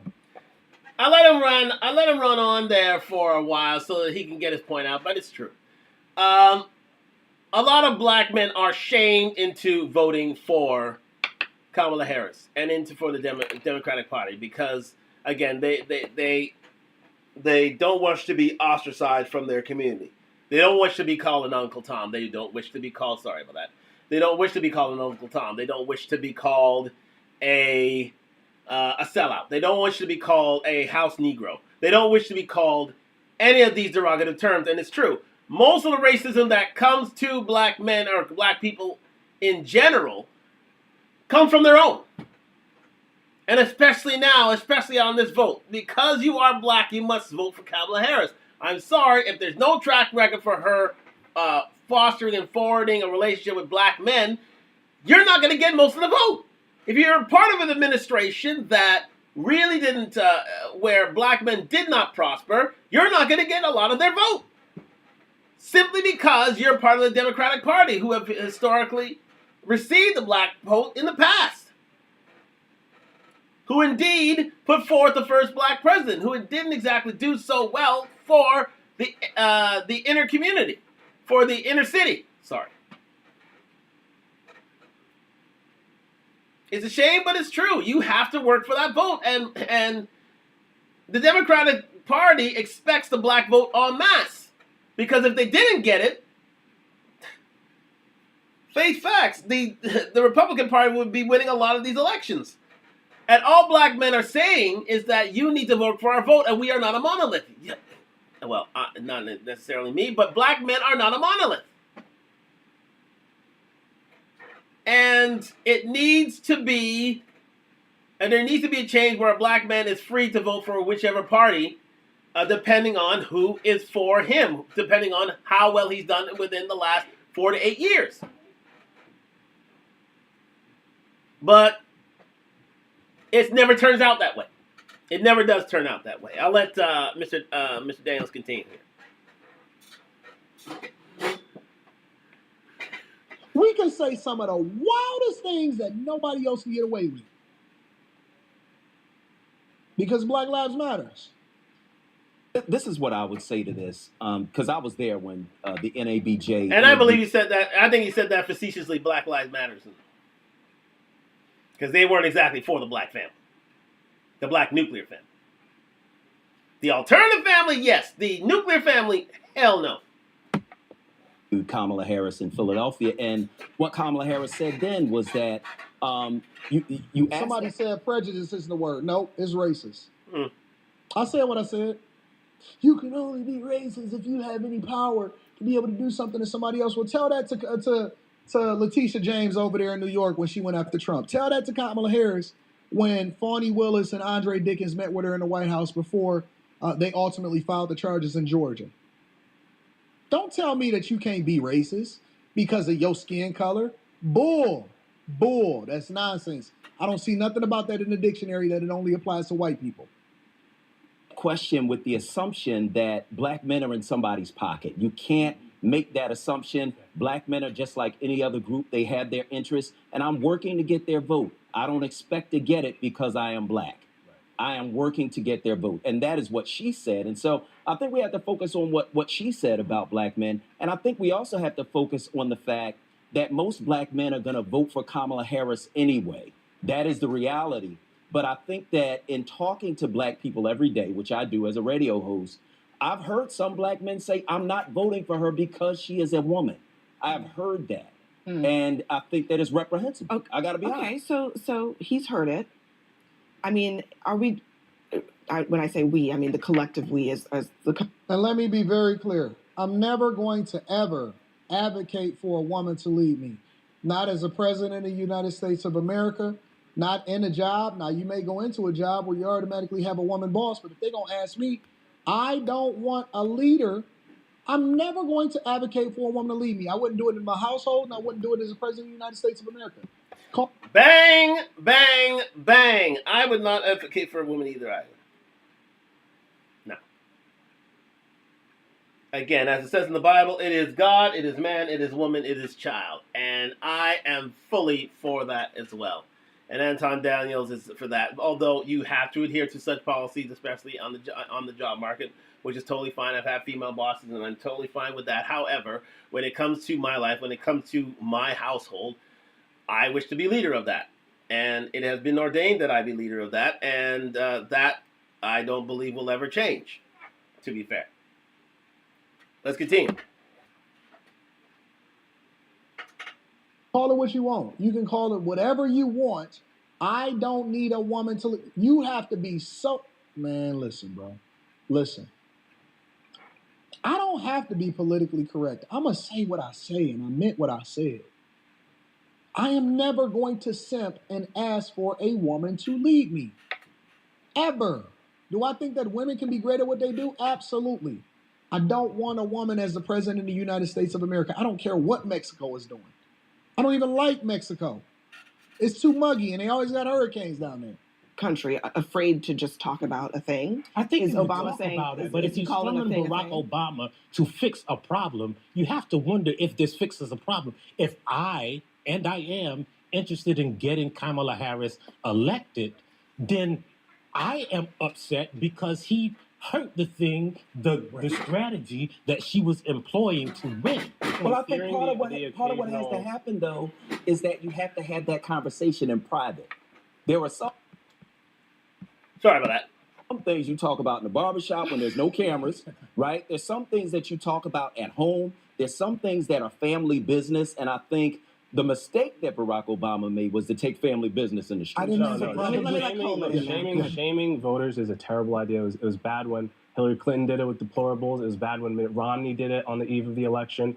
Even if there's a grain of truth to it and there is the occasional radio caller that's going to admit to that sentiment, let's actually look at the fact that Biden was struggling with black voters, and that was a topic of conversation over and over again. So it's not about Let's take sexism. a, I mean, but let's hold on one second. Let me take a look at this. Let's take a look at the numbers because I think just to see what we're talking about here. Nope, I like Mexican food. I don't like going to Mexico because they got a female president now.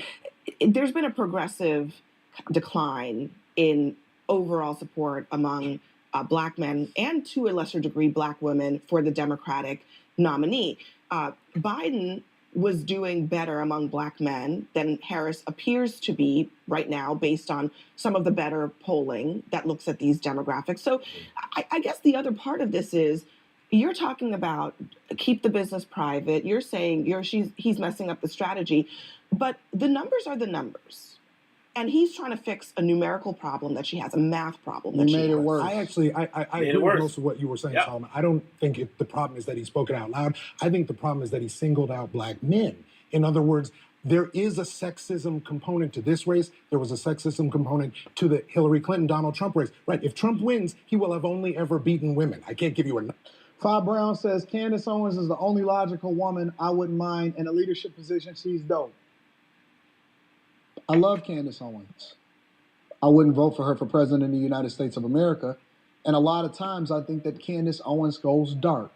She 100% goes off the reservation. I seen what she did when she went after Steven Crowder. I didn't agree with it. I see what happens when she decides to black out. It goes left. And as much as I love Candace Owens, I would not vote for her to be my president of the United States of America, regardless of how much I enjoy her podcast. Agreed. Or how much I love her as a correspondent or a debater or any of that type of stuff. I think that Candace Owens absolutely goes dark, and she can't see some things clearly because I think that she may be emotionally triggered, and I think that she does a really good job of holding in her emotions. But no, I would not vote for Candace Owens to be my president of the United States of America. As much as I respect her and as much as I enjoy her, I don't want her leading me. I don't. Is she a better option than Kamala Harris? Absolutely. But would I want her to actually be the president of the United States of America? I don't want either one of them being president of the United States of America. Now, that has nothing to do with party lines. That's just the truth.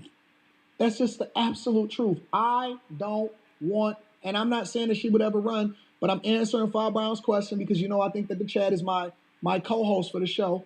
I don't want Kamala Harris to run the United States of America, and I think she's done a horrible job, and she's proved that she's not worthy of the position in the first place. That's just a fact. Number, but sexism is in the mix. So therefore, yes, I'm gonna leave it there for now. And listen, Anton Daniels is pretty much correct in his statement, but it's up to Kamala Harris to work for the vote. But yeah, I don't want a female head of state. To be fair, even though unless she can prove throughout that she is indeed worthy of my vote. And to this point in time, she isn't. She hasn't. And I've given her a chance. And even though Trump has made some faux pas, the fact of the matter is Trump, for the most part, is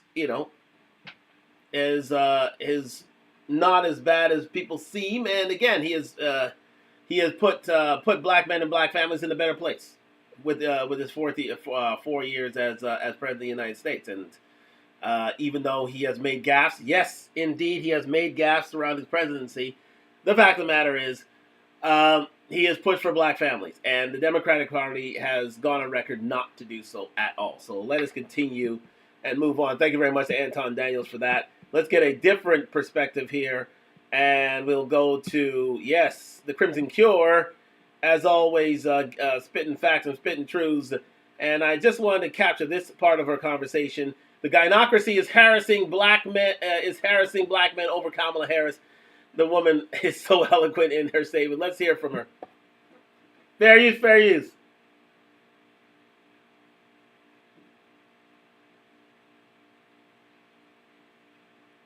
Them having a problem voting for Kamala because she's a woman couldn't be, because I mean, women are always in leadership over them. You know what I find the most egregious is that there's some truth to that. Not the part where black men don't have a spine, but the part where our community is hyena led. It's led by a group of hyenas. And this is why we call them hyenas, because a hyena clan is matriarchal. But they scavengers, and it's crazy. Like, it's crazy how they operate. And our community definitely, for the large majority, operate like that. That's the unfortunate part of that. I don't personally think that black men don't have a spine or that they are weak-willed. Here's the thing that I think the majority of black men be trying to do. They be trying to support what they consider to be the community, which is everybody. It was proved that black women don't see the community as inclusive of black men and black women together. When Ice Cube was on the that show, the tea with, y'all know what I'm talking about. Sipping with the whatever, with Claudia Jordan and all them. And he was talking about what he wanted to discuss with either candidate, Trump or whoever. Trump. This is when Trump was running against Biden. And he was basically saying, doesn't matter who gets in office, I want to speak to them about my plan for black people. Okay? Because he had the right idea. We want the government to help us, but we don't present to them what we want help with and what we want them to help us with. Right? So I didn't see a problem with sort of putting a structure to that and not just saying we want stuff for black people, right? And when I believe it was Selena or one of the ladies asked, well, what happened? It might have been Vivica. Well, what is going on? What is it in here for black women? He kind of looked a little puzzled, like, what you mean just for black women? This is black people. This is everybody. Let's move on a little bit. What do you here. mean? What's for black women? What do you mean? What's nothing separate for black women? I mean, we're a community together, are we not? And she was like, no, black women is gotta be separate, something for us. So the majority of the hyena clan do not see black men as part of the community. For them, the community is the women and the children. Black men are not part of the community. Whether the men are part of the gynocracy or not, you understand? Whether the men are part of the gynocracy or not is neither here nor there.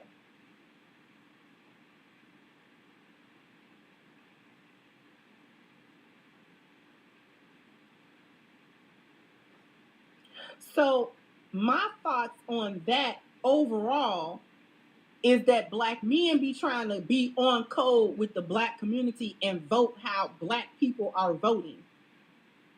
The problem is that it's so out of hand and so not steeped or rooted in anything factual or tangible that men tune out. When I say it, I mean the way that the Democratic Party runs and the way that they try to relate to black people. It's not based in reality. It's not based in any tangible. It's not based in anything that makes sense in reality. So when you start not doing this with men, where you don't connect with them with reality and things that their hands can touch or things that their eyes can see, you automatically block them out. And from what the rest of the video, I'm not going to play the rest of the video, but from what the rest of that conversation was talking about, it's not just black men that Kamala isn't getting support from. She's getting a very underwhelming support from all men in America, whether they be black, white, Hispanic, whatever. So the men in general are like tuning out, because what are men concerned with? Men are concerned with job opportunities, business opportunities, the economy, the ability to make money, the ability to save money, the ability to take care of themselves, the ability to take care of their family, the ability to afford the things that they want to afford. That is what men want to make sure, that this country is not headed into endless war after endless war. And the reason why men are concerned with that is because they're the ones that are called to go to war when there is war. Yes. So if war can be avoided, then the men would prefer to avoid a war that America doesn't have to get into, because he doesn't want to be called, and if he's too old to be called, he don't want his son to have to be called to the theater of war. And not only that, and very, very good points raised by the Crimson Cure here, in that, yes, indeed, it's about, men in general have tuned out, not just black men. Men in general have tuned out from Kamala Harris's policies, because, again, it's not exactly, they're not exactly policies that ring true to men. They're not they're not policies that involve lower inflation, involve job creation, involve better infrastructure, that involve more exports to different nations. So they don't involve the expansion of economies. And when you don't involve when your policies don't involve expansion of economies, guess what? Men are going to be turned off from it, because men are conservative by nature, and they want to see tangible results so that not only better themselves but their families, and that has not been happening during this Democratic Party push. Not since the Obama administration have things been very good. And to be fair, men have tuned out. Men have literally tuned out of here. But again, we're being shamed because we're black, so we should be voting for Kamala Harris. No, they're not going to do that. They're going to behave like most men, in the sense of, if you're not giving me what I need, if you're not giving me something tangible, I'm not voting for you. So it's not only a black male stance, it's a male stance. Very, very true, put out there by Crimson Cure, and that not a lot of people understand. We say politics is local, so again, we only concern ourselves with ourselves. But this is speaking to the male-dominated group, who tend to be conservative by nature, period. And once you push for immigration, once you push for abortion, once you push for all these things which are non-conservative outlooks, then a lot of men are going to be disavow themselves from, the Democratic Party, period.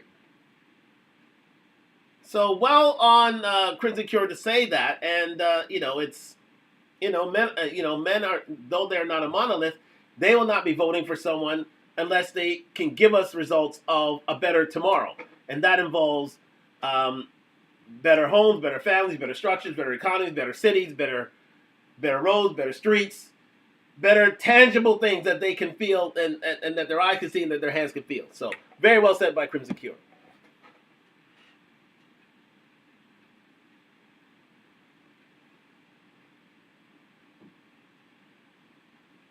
Okay. So this is, and this is just from my observation of the things that black men and men in general talk about when they talk about why they aren't voting for Kamala and why they would vote for Trump. One of the first things that they talk about is this inflation in the economy is too much, the jobs, that's what they're talking about.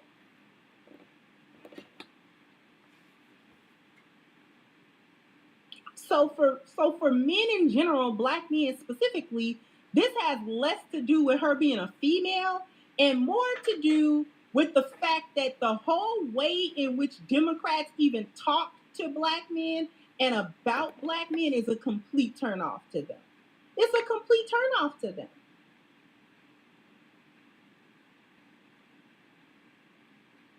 Trying to tell black men that Trump is prejudiced and racist and a white supremacist that's gonna oppress them, that don't scare them. Especially, we're talking about our men that are men. We're talking about men talking and interfacing with another man. What they got to do with anything? I'm gonna tell you why, and the brothers can correct me because I've never lived a single day as a black man. So y'all can correct me if I am wrong. But black men on their day-to-day, at some point in their life, the majority of black men have already faced down a white supremacist somewhere. Whether we talking systematically, one-to-one, they've had to be in their business or on their workspace or in their job space, having to deal with maybe a boss or whoever that, you know what I'm saying, you know that he feel a way about you because you black, and you might have to have a conversation or a confrontation with him about how he's acting and what's going on. Black men have to deal with white police officers and even the black ones that be acting a fool. So black men have to do that on their day-to-day. That's not scary to them. Trying to tell him, ooh, he gonna take your rights away. It's like, you know what? Whatever.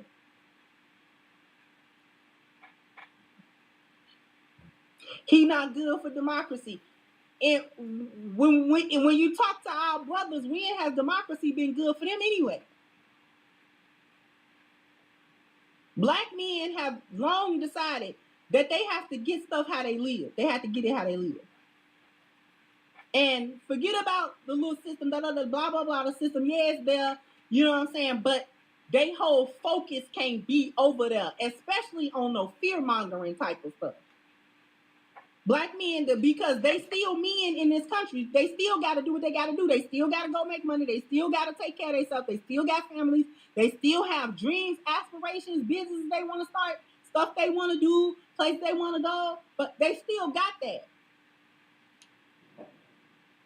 Just like every other man in this country.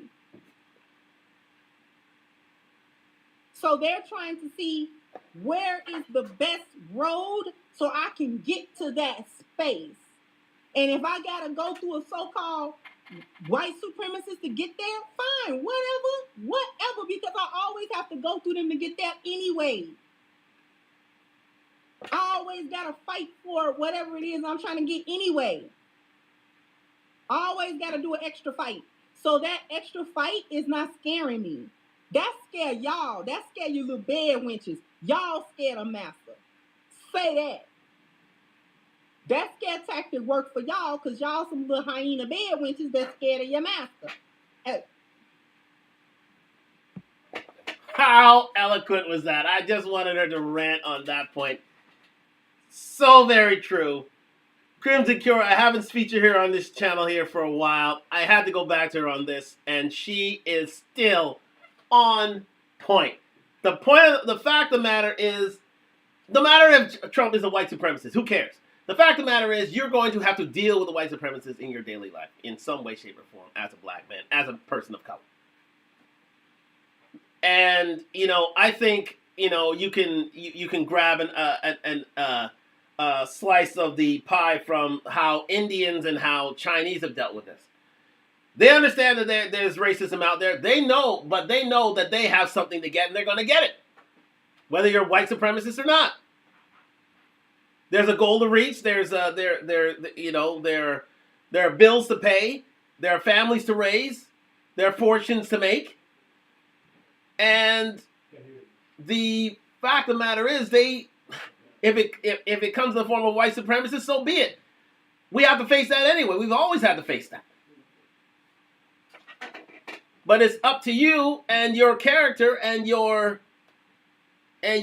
belief system and your goals and your drive that are going to help you get it, no matter if it is a white supremacist or not. So we've always had to face that issue. So it doesn't. So just because Donald Trump happens not to have the greatest of reputation with black people, if he has the right policies for black people, they're going to vote for him anyway because he's going to get them to their goals. He is the vehicle to get them to their goals. If Kamala's not that vehicle, they're not going to vote for her. Plain and simple. And as she said, it's like, black women tend to be intimidated by white men and white supremacists. So be it. The hyena culture tend to be intimidated by those people, and they use scare tactics for you to vote for a person like Kamala Harris just because you're black. However, if the policies are such that it forwards black families, it forwards black fortunes, it forwards black people, and it happens to come to a guise of a white supremacist, so be it. If he's helping you get you to your goals, or not, you still have to go. You still have to live within those confines. You still have to reach out for your dreams. You still have to work, 2 to 10 times harder in order to get them. And people will undertake that task wholeheartedly because they don't care. They don't care who's in charge of a certain person. They are going to work hard in order to get it. And nothing's going to stop them. And if it so happens that Donald Trump happen to have the policies that help black men get further than Kamala Harris, they're going to vote for Donald Trump. That's why you're getting these black Republicans all of a sudden, because they see the policy of Donald Trump, they see the policy of Kamala Harris, and they have seen that black men have prospered during the Trump era. So here we are. And that's why things are so close here, because black men have chosen to vote not through identity politics, but by how well they've done in the era of Biden, Harris, and how they've done in the era of Trump and Pence. And they've said, you know what, we did better with Trump than we did with Harris during the Harris administration. And their policies have shown that they have not pushed for black men. So there you go. I'll let her finish up, and then we're gonna have Kamala have the last word and give her her policies for black men, because again, and this is just in the aftermath of what Obama has said. Thank you very much for joining me on Talk Live. Like, subscribe, comment. We're on the road to 1,000 subscribers. Let's continue.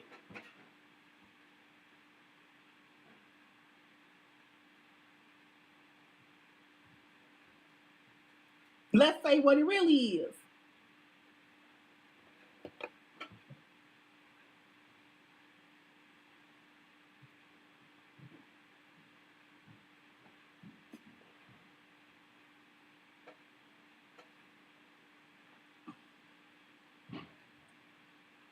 But the men of our group that done already decided he gonna buckle down, he gonna do what he gotta do, all that little scare tactic, bed win stuff, that ain't hitting on nothing. That little buck broke, you know what I'm saying? A little buck breaking talk.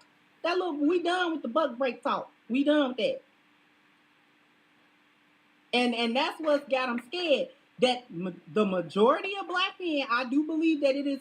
If it's not a majority, it's a large minority of black men that is waking up and like, no, you're not gonna keep on talking to me like that.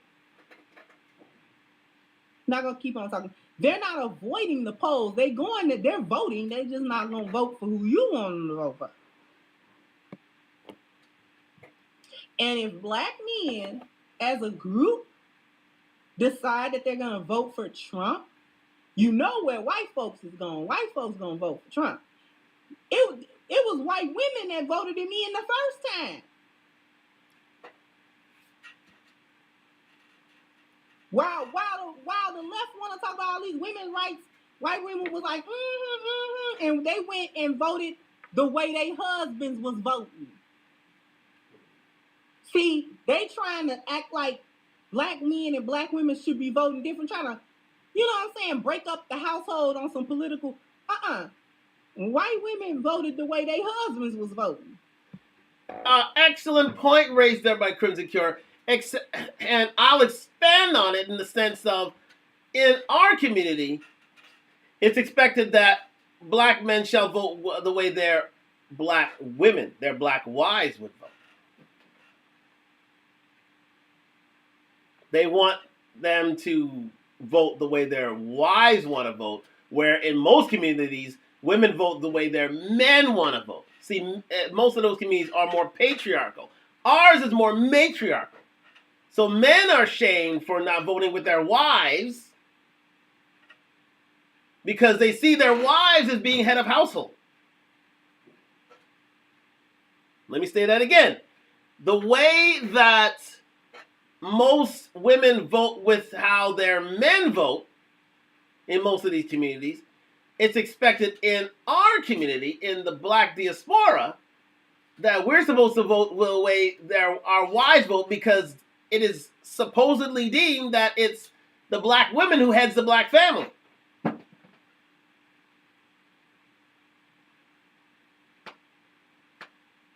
And that is not the case. That is why a lot of black men are rebelling, especially for these identity politics. Because the Democratic Party is betting on the fact that black women are heading up black families. Even though black men are the most are seen as some of the most involved fathers there are, and always the case of, black women giving birth to more black babies. To more babies, period. 60% of black women, 60 to 61% of black women have had children in their lifetime. 48% of black men have had. And that's more of a red pill policy that I've already discussed here on Talk Live. But I'm not saying a red pill policy. That's more of a, post-feminist policy that I've talked about here on Talk Live that has, been very, very negative towards the black community. But I'll let Crimson Cure finish up here. It's fantastic. It's really, really good. Because he was running against a white woman. People forget that. Hillary Clinton, which was more qualified for the position than Kamala Harris. At least, like I said before, I'm not too fond of voting for a woman for the president role, but I ain't never thought Hillary was stupid. I ain't never looked at her and was like, ooh, that's a dingbat. That is one dingy woman right there. I look at Kamala, and that is a dingy woman, right? I think her hands know more than her head, because she so talks with them. Somebody need to handcuff her when she talks and see can she get a I ain't never looked at Hillary and said that's a dingy woman. You may not like her, but I didn't think she was stupid. And white women had an opportunity in that election to do white woman empowerment, and they did not do that. They voted with their men. And white men was not voting for Hillary. They was voting for Trump. And we know who won that election. There it is.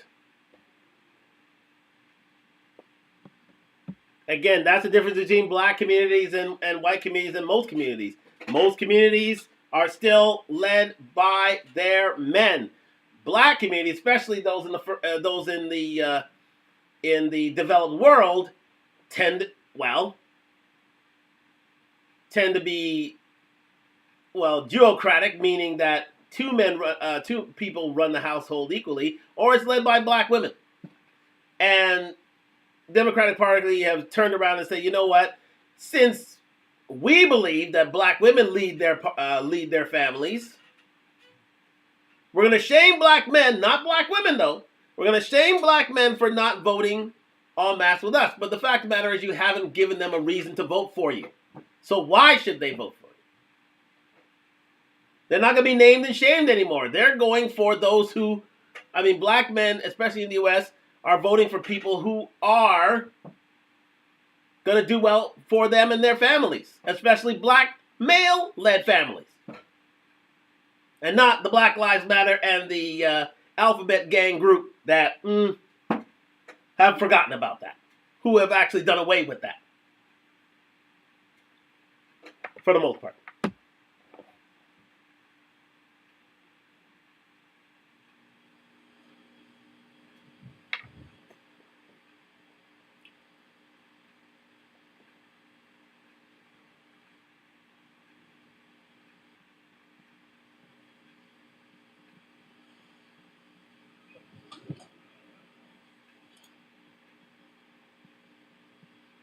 So it bothered me what Sonny said, but not because it was completely untrue. It bothered me because there was truth to what she said. That's why it bothered me. Because there was some truth to what she said. She wasn't just lying when she said black men are under a matriarchy. She wasn't lying. And it's unfortunate.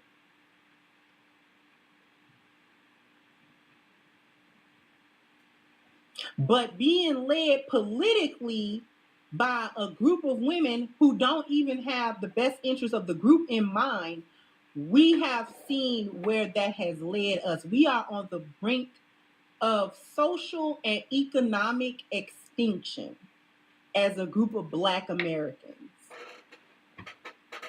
We're about to become very irrelevant.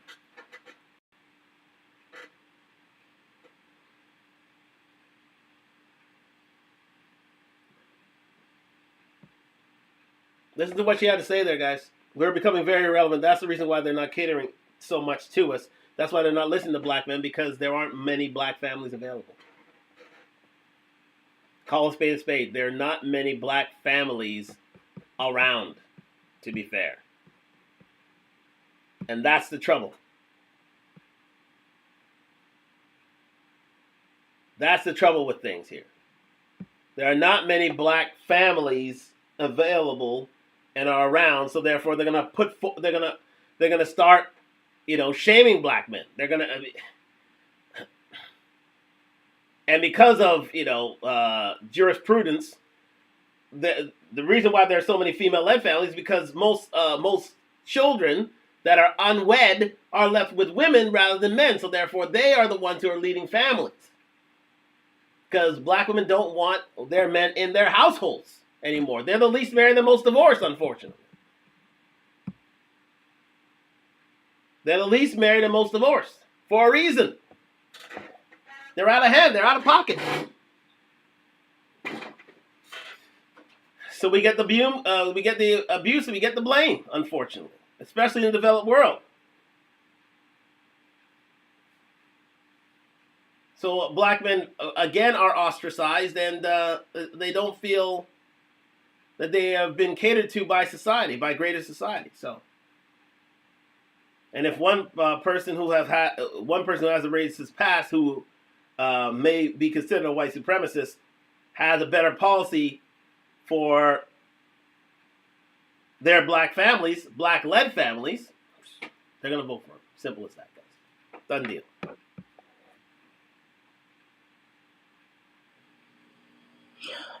When Sonny Hostin, The View interviewed Kamala a few days ago. And when they asked her, what would she do differently? What would be the big differences between her, a Harris-Walz administration versus a Biden-Harris administration? In essence, what will you do differently than Joe Biden has done? And she said, not a thing comes to mind. I know. This is why I would not vote for a woman president. And I said this before. I would not vote for a woman in that type of power seat, because women don't do two things. It's a couple of things that's in our nature that works against us in the leadership role. Couple of things. Submission, that following, the followership. Even when it's women that claim that they're so independent and so fierce and they don't follow, Women have a natural following, like we follow. As you can see, it's opposite to leadership. We be following, okay? We are naturally prone to chaos rather than order. Now, that's important because order would involve system, order, and structure, okay? And women do not create that. Also, we pass on cultures and things of that nature. So that followership piece, we don't create system, order, and structures. We're not inherently the problem solvers. We nest. What all of that says is that women do not Women do not build, they move in. Said here on Talk Talk Live ad nauseum. Women don't build, they move in. That's what nesting's all about. Men are seen to problem solve, women are seen to nest. I'll let her continue. produce the change of their environment. We don't oppose our environments. We do our best to survive in them. But we don't oppose them. Opposing environments is not in female nature. And if you're going to be a leader, you have to oppose environments. You have to be the catalyst that changes environments, that changes a system. That what she said was, the men before me laid out a system, order, and structure. And whether it works or not, I don't have a choice but to submit to that, because I don't have SOS of my own, because I'm a woman and I don't create that. While simultaneously telling you that she is an agent of change. You understand that? This is why I want to extend that concept of women not opposing environments.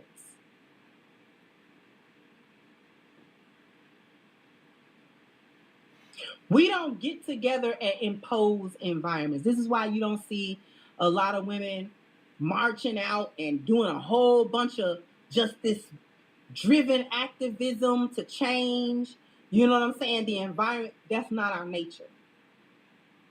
Women are potential energy, not kinetic. Lionesses are even more so, because we're more in tune with our femininity and our womanhood and our feminine energy. The most we can do is not participate in the detriment and in the foolishness. We won't participate in it because we know it's crazy. And we won't agree to it. And in our sphere of influence, we won't support it. So we won't be like if we have women in our sphere of influence, daughters, nieces, you know what I'm saying, women like that, we will give voice to, no, this is foolishness, don't engage in that. But we are not the opposers of environment. Women are not gonna swoop down and just change America. Like we can't. We can't.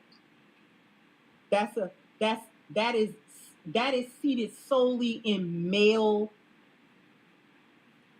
energy, masculine energy. That's masculine energy. That's male nature. It's not even just masculine energy. It's male nature to do that.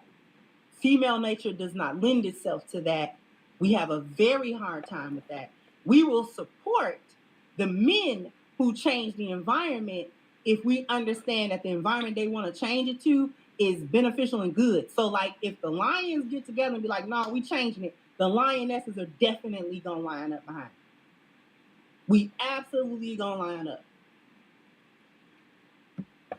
We'll leave it there, ladies and gentlemen. But again, she's absolutely correct in the sense of that's a lot. That's the reason why a lot of men are not voting for Kamala Harris, because they don't see her as a leader.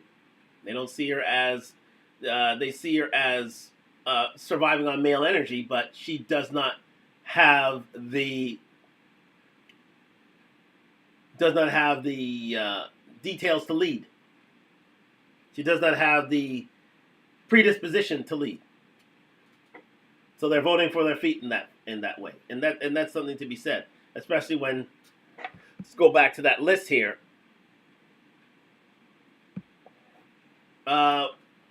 In terms of provision, problem solving, protection, procreation, order, leadership, selflessness, polygamy, strength, and create culture, women don't have that. That's something that Kamala's trying to replicate in her presidential campaign, but people are seeing through that.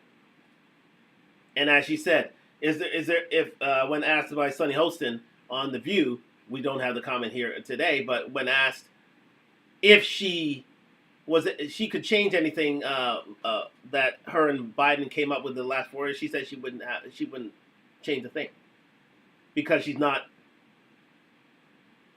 a leader. That's basically a male sort of condition. She's trying to change the game in that. Black women are trying to change the game in that, but that's not accepted. That's the reason why they're the least married and most divorced, unfortunately. Even though I love black women. Even though I want to marry a black woman. They're the least married and most divorced for a reason, because they want to rewrite this structure that has survived the test of time. But I'm going to hear from Kamala now. Thank you very much to Crimson Cure. Absolutely outstanding commentary on things, and it's providing a different perspective on how things are seen in this presidential campaign. And her video, The Gynocracy Harassing Black Men Over Kamala Harris, is something that you need to watch throughout. And I had it's a fantastic view. And subscribe to Crimson Cure. She's doing wonderful things in YouTube streets and really trying to, bring back bring back system, order, and structure, bring back families, put things back in alignment. To be fair, and finally, we're going to hear from Kamala Harris. Now, again, here we are.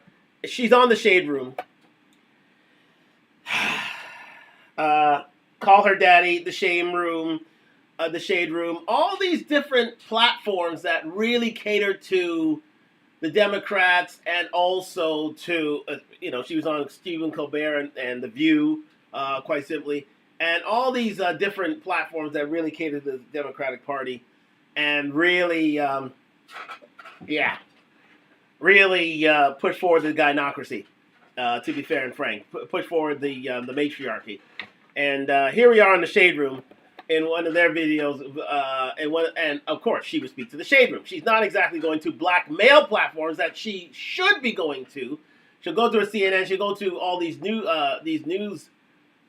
media, but she will not go to black male platforms. That's another problem. That's another strike against her. But she'll come to the Shade Room and she'll have a black man interview her. But when you see this black guy, you'll understand why. It's a bit sus. But anyways, VP Kamala Harris steps in with Justin Carter to discuss how she'll deliver for the presidency. So on the presidency. So let's go back a bit here to about the 18th minute, where she directly deals with the question of Barack Obama and how he indeed issued a faux pas with regards to taking for granted the black male vote. And yes, indeed, when I say so, if you are so inclined, subscribe to the Shade Room. I wouldn't exactly advocate it for it myself, but if you're so inclined, subscribe to the Shade Room. Anyways, they finally putting YouTube content, but again, they have a good amount of subscribers. So again, very, very much a female-oriented, black female-orientated platform. But again, she's addressing to black males through this platform, And yeah, this black man here who's addressing her, but you'll see in a minute that something different about him. Anyways, let's continue. Who's coming from where? I know the ambitions, the aspirations, the incredible work ethic that exists in our community. I know the dreams that exist. Taking it back here a bit. Men and women, Yes. correct? Expanding access to bank accounts, expanding the child tax credit for You black see what I men, mean? Yes. is something huge Yeah. that you have just released this Yeah. week. We're talking about 1 million loans that are fully forgivable up to $20,000 Right. to black Okay, let's go back. for Let's black. go back. Let's go back. Also here. quite unstable and unfit to be president of the United States. Those are the stakes at play in this election. One more thing I want to ask you before you go, and I think it's the fun part. I want to Okay. ask you about your plan for black men. Yes. It's something huge Yeah. that you have just released this Yeah. week. We're talking about 1 million loans that are fully forgivable. And you know why she released it this week? This took place a couple of days ago. You know why she released it this week? She had to release it this week. Okay. Up to $20,000 Right. to black entrepreneurs, men and women, Yes. correct? Expanding access to bank accounts, expanding the child tax credit. The black male host. Mm-hmm. Let's continue. Many things that you're Housing. doing. Don't forget Housing, my housing. lowering rent, making it affordable to buy a house for Yes. first-time home buyers. Correct. Talk to me about this Yes. plan, just in Yeah. summary, and, Yeah. and how this will impact not only black men, but all black people. Sure. So look, I grew up in the middle class. My mother worked hard. She Usual saved up, start. And by the time I was a teenager, she was able to buy our first home. I will never forget where I came from. That is correct. By the way, my opponent, Donald Trump, was handed $400 million basically on a silver platter and filed for bankruptcy 6 times. So just keep that in mind about who's coming from where. But remember, Donald Trump has already been, through the wars, and yes, he's failed many a time, but still, he's been through the wars where,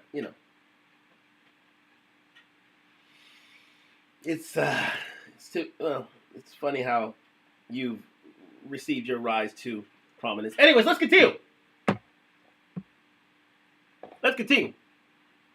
I know the ambitions, the aspirations, the incredible work ethic that exists in our community. I know the dreams that exist, but not everyone has started out on the same base in terms of being able to realize their goals and their dreams. So my plan is to build what I call an opportunity economy, which means giving people an opportunity to actually achieve those ambitions, those goals, and those dreams. So, for example, housing is too expensive. The American dream is something that previous generations could kind of count on, but no more. So, one part of the problem is that we have a supply issue in terms of housing supply. My plan includes working with developers to do and home builders to create incentives for them to build 3 million new homes by the end of my first term. The second part, which is equally important, if not more, is to give people first-time home buyers a $25,000 down payment assistance. Because what you and I know is a lot of folks want to be a homeowner, but they don't come from money. They don't come from some families that can necessarily give them or pass on a home or give them the equity out of their home to help them with the down payment. $25,000 down payment assistance just helps people get their foot in the door to then save up to cover a mortgage. $6,000 child tax credit. I'm expanding the child tax credit to $6,000 for young families so that in the first year of their child's life, they have the resources they need to buy a crib, a car seat, clothes, knowing that all parents have a natural desire to parent their children well, but not all parents have the resources to be able to do that. Opportunity. Small businesses. My second mother, our second mother, who helped raise us, was a small business owner. I know who our small business owners are. For our communities, they are. If you've heard this before, you are absolutely right. This is her script that she's repeated on many a campaign stop, on many a debate. We've heard it over and over again. But I'll let it continue, and then I'll give my little last say on this. Are part of the cultural, economic, civic fabric of our communities. They hold the strength of hiring locally, mentoring, all that. So I'm going to change so that the tax deduction for a startup small business, change it from what it is, it's $5,000. Nobody can start a small business with $5,000 to $50,000. And included in that, knowing that a lot of startup businesses then have overhead around, for example, what they need to do to buy equipment.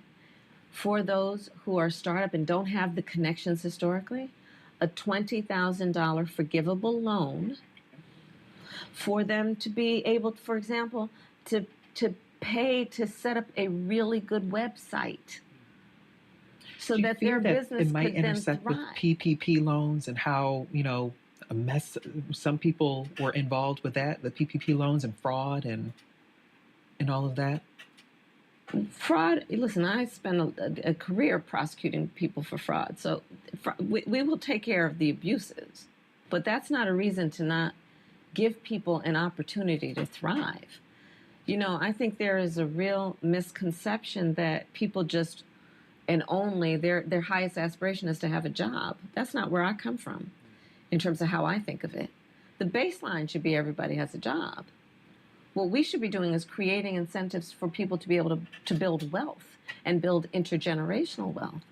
But again, knowing that not everybody starts out on the same base, but when you give them a little bit to just compete, they will work around the clock, good ideas, innovative ideas, and when they have just that little bit extra, it gives them what they need to actually get in there, compete, and thrive. That's the $20,000. That's the theory behind the $20,000 forgivable loan for people at a certain threshold, to just give them the resources, like I said, to start up a website, to buy the equipment they need, depending on the kind of business that they're creating, so that that's not the barrier to what otherwise is going to be their incredible work ethic and hustle to actually make a success out of their smart idea that actually has relevance to the community. Wow. We are. Wow, indeed. I mean,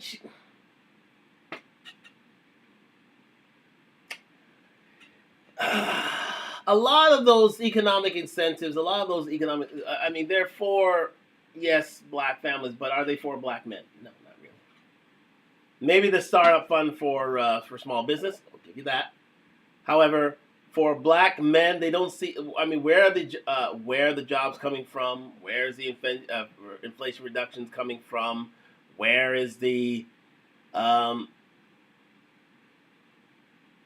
where are the incentives for black men to get behind Kamala Harris here? They're not there.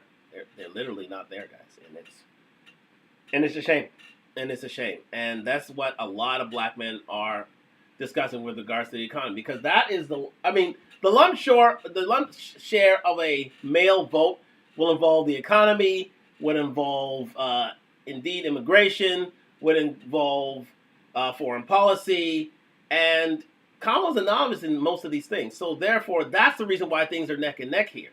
Yes, she's given certain ideas and incentives, but again, are they going to move the needle? Probably not. Probably not.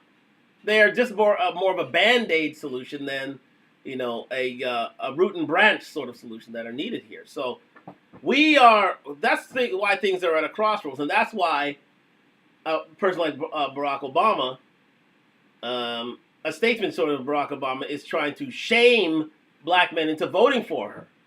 You're voting because you're black. No, we're voting on your policy. Your policies aren't very good. So therefore, what do we have to choose from here? Yes, Donald Trump is the devil we know, but again, he's the devil we know. Let's go back to the big camera so we can finish up here. I mean, Kamala has an uphill fight with black men, and that fight is made even harder by not pushing for black family success, especially black male success. it's not there, and black men are voting for things by their feet, and quite simply, it's going to be an uphill battle for Kamala because she's hitting all the wrong chords, especially with black men, and black men are, as was stated before tonight, they are not afraid of, winning with a Donald Trump if they know with Donald Trump's past, if they know that he is going to make them better off going forward in the next 4 years. So therefore, we are, especially when it comes to immigration, and especially when it comes to jobs and when it comes to the economy, because black men were doing better off under a Trump administration than a Biden administration, of which Kamala Harris played a part. So thank you very much for joining me at Talk Live. It's a long one, so we're going to leave it there. But Kamala Harris has an uphill battle. And again, it was quite condescending for one of my heroes, Barack Obama, to treat black men and their vote like it was, it was quite frankly obligatory, and and trying to name and shame black men for not voting for Kamala because of Donald Trump being a supposed misogynist, and for his past and for January 6th and all these different things. The fact of the matter is, yes, there are foibles and mistakes on the part of Donald Trump, but if he's made black men better off, he's going to get their vote in this. And black Republicans are a thing, especially black male Republicans are a thing, and it's not going away. It's not going away until the Democratic Party puts away their prejudices, put away their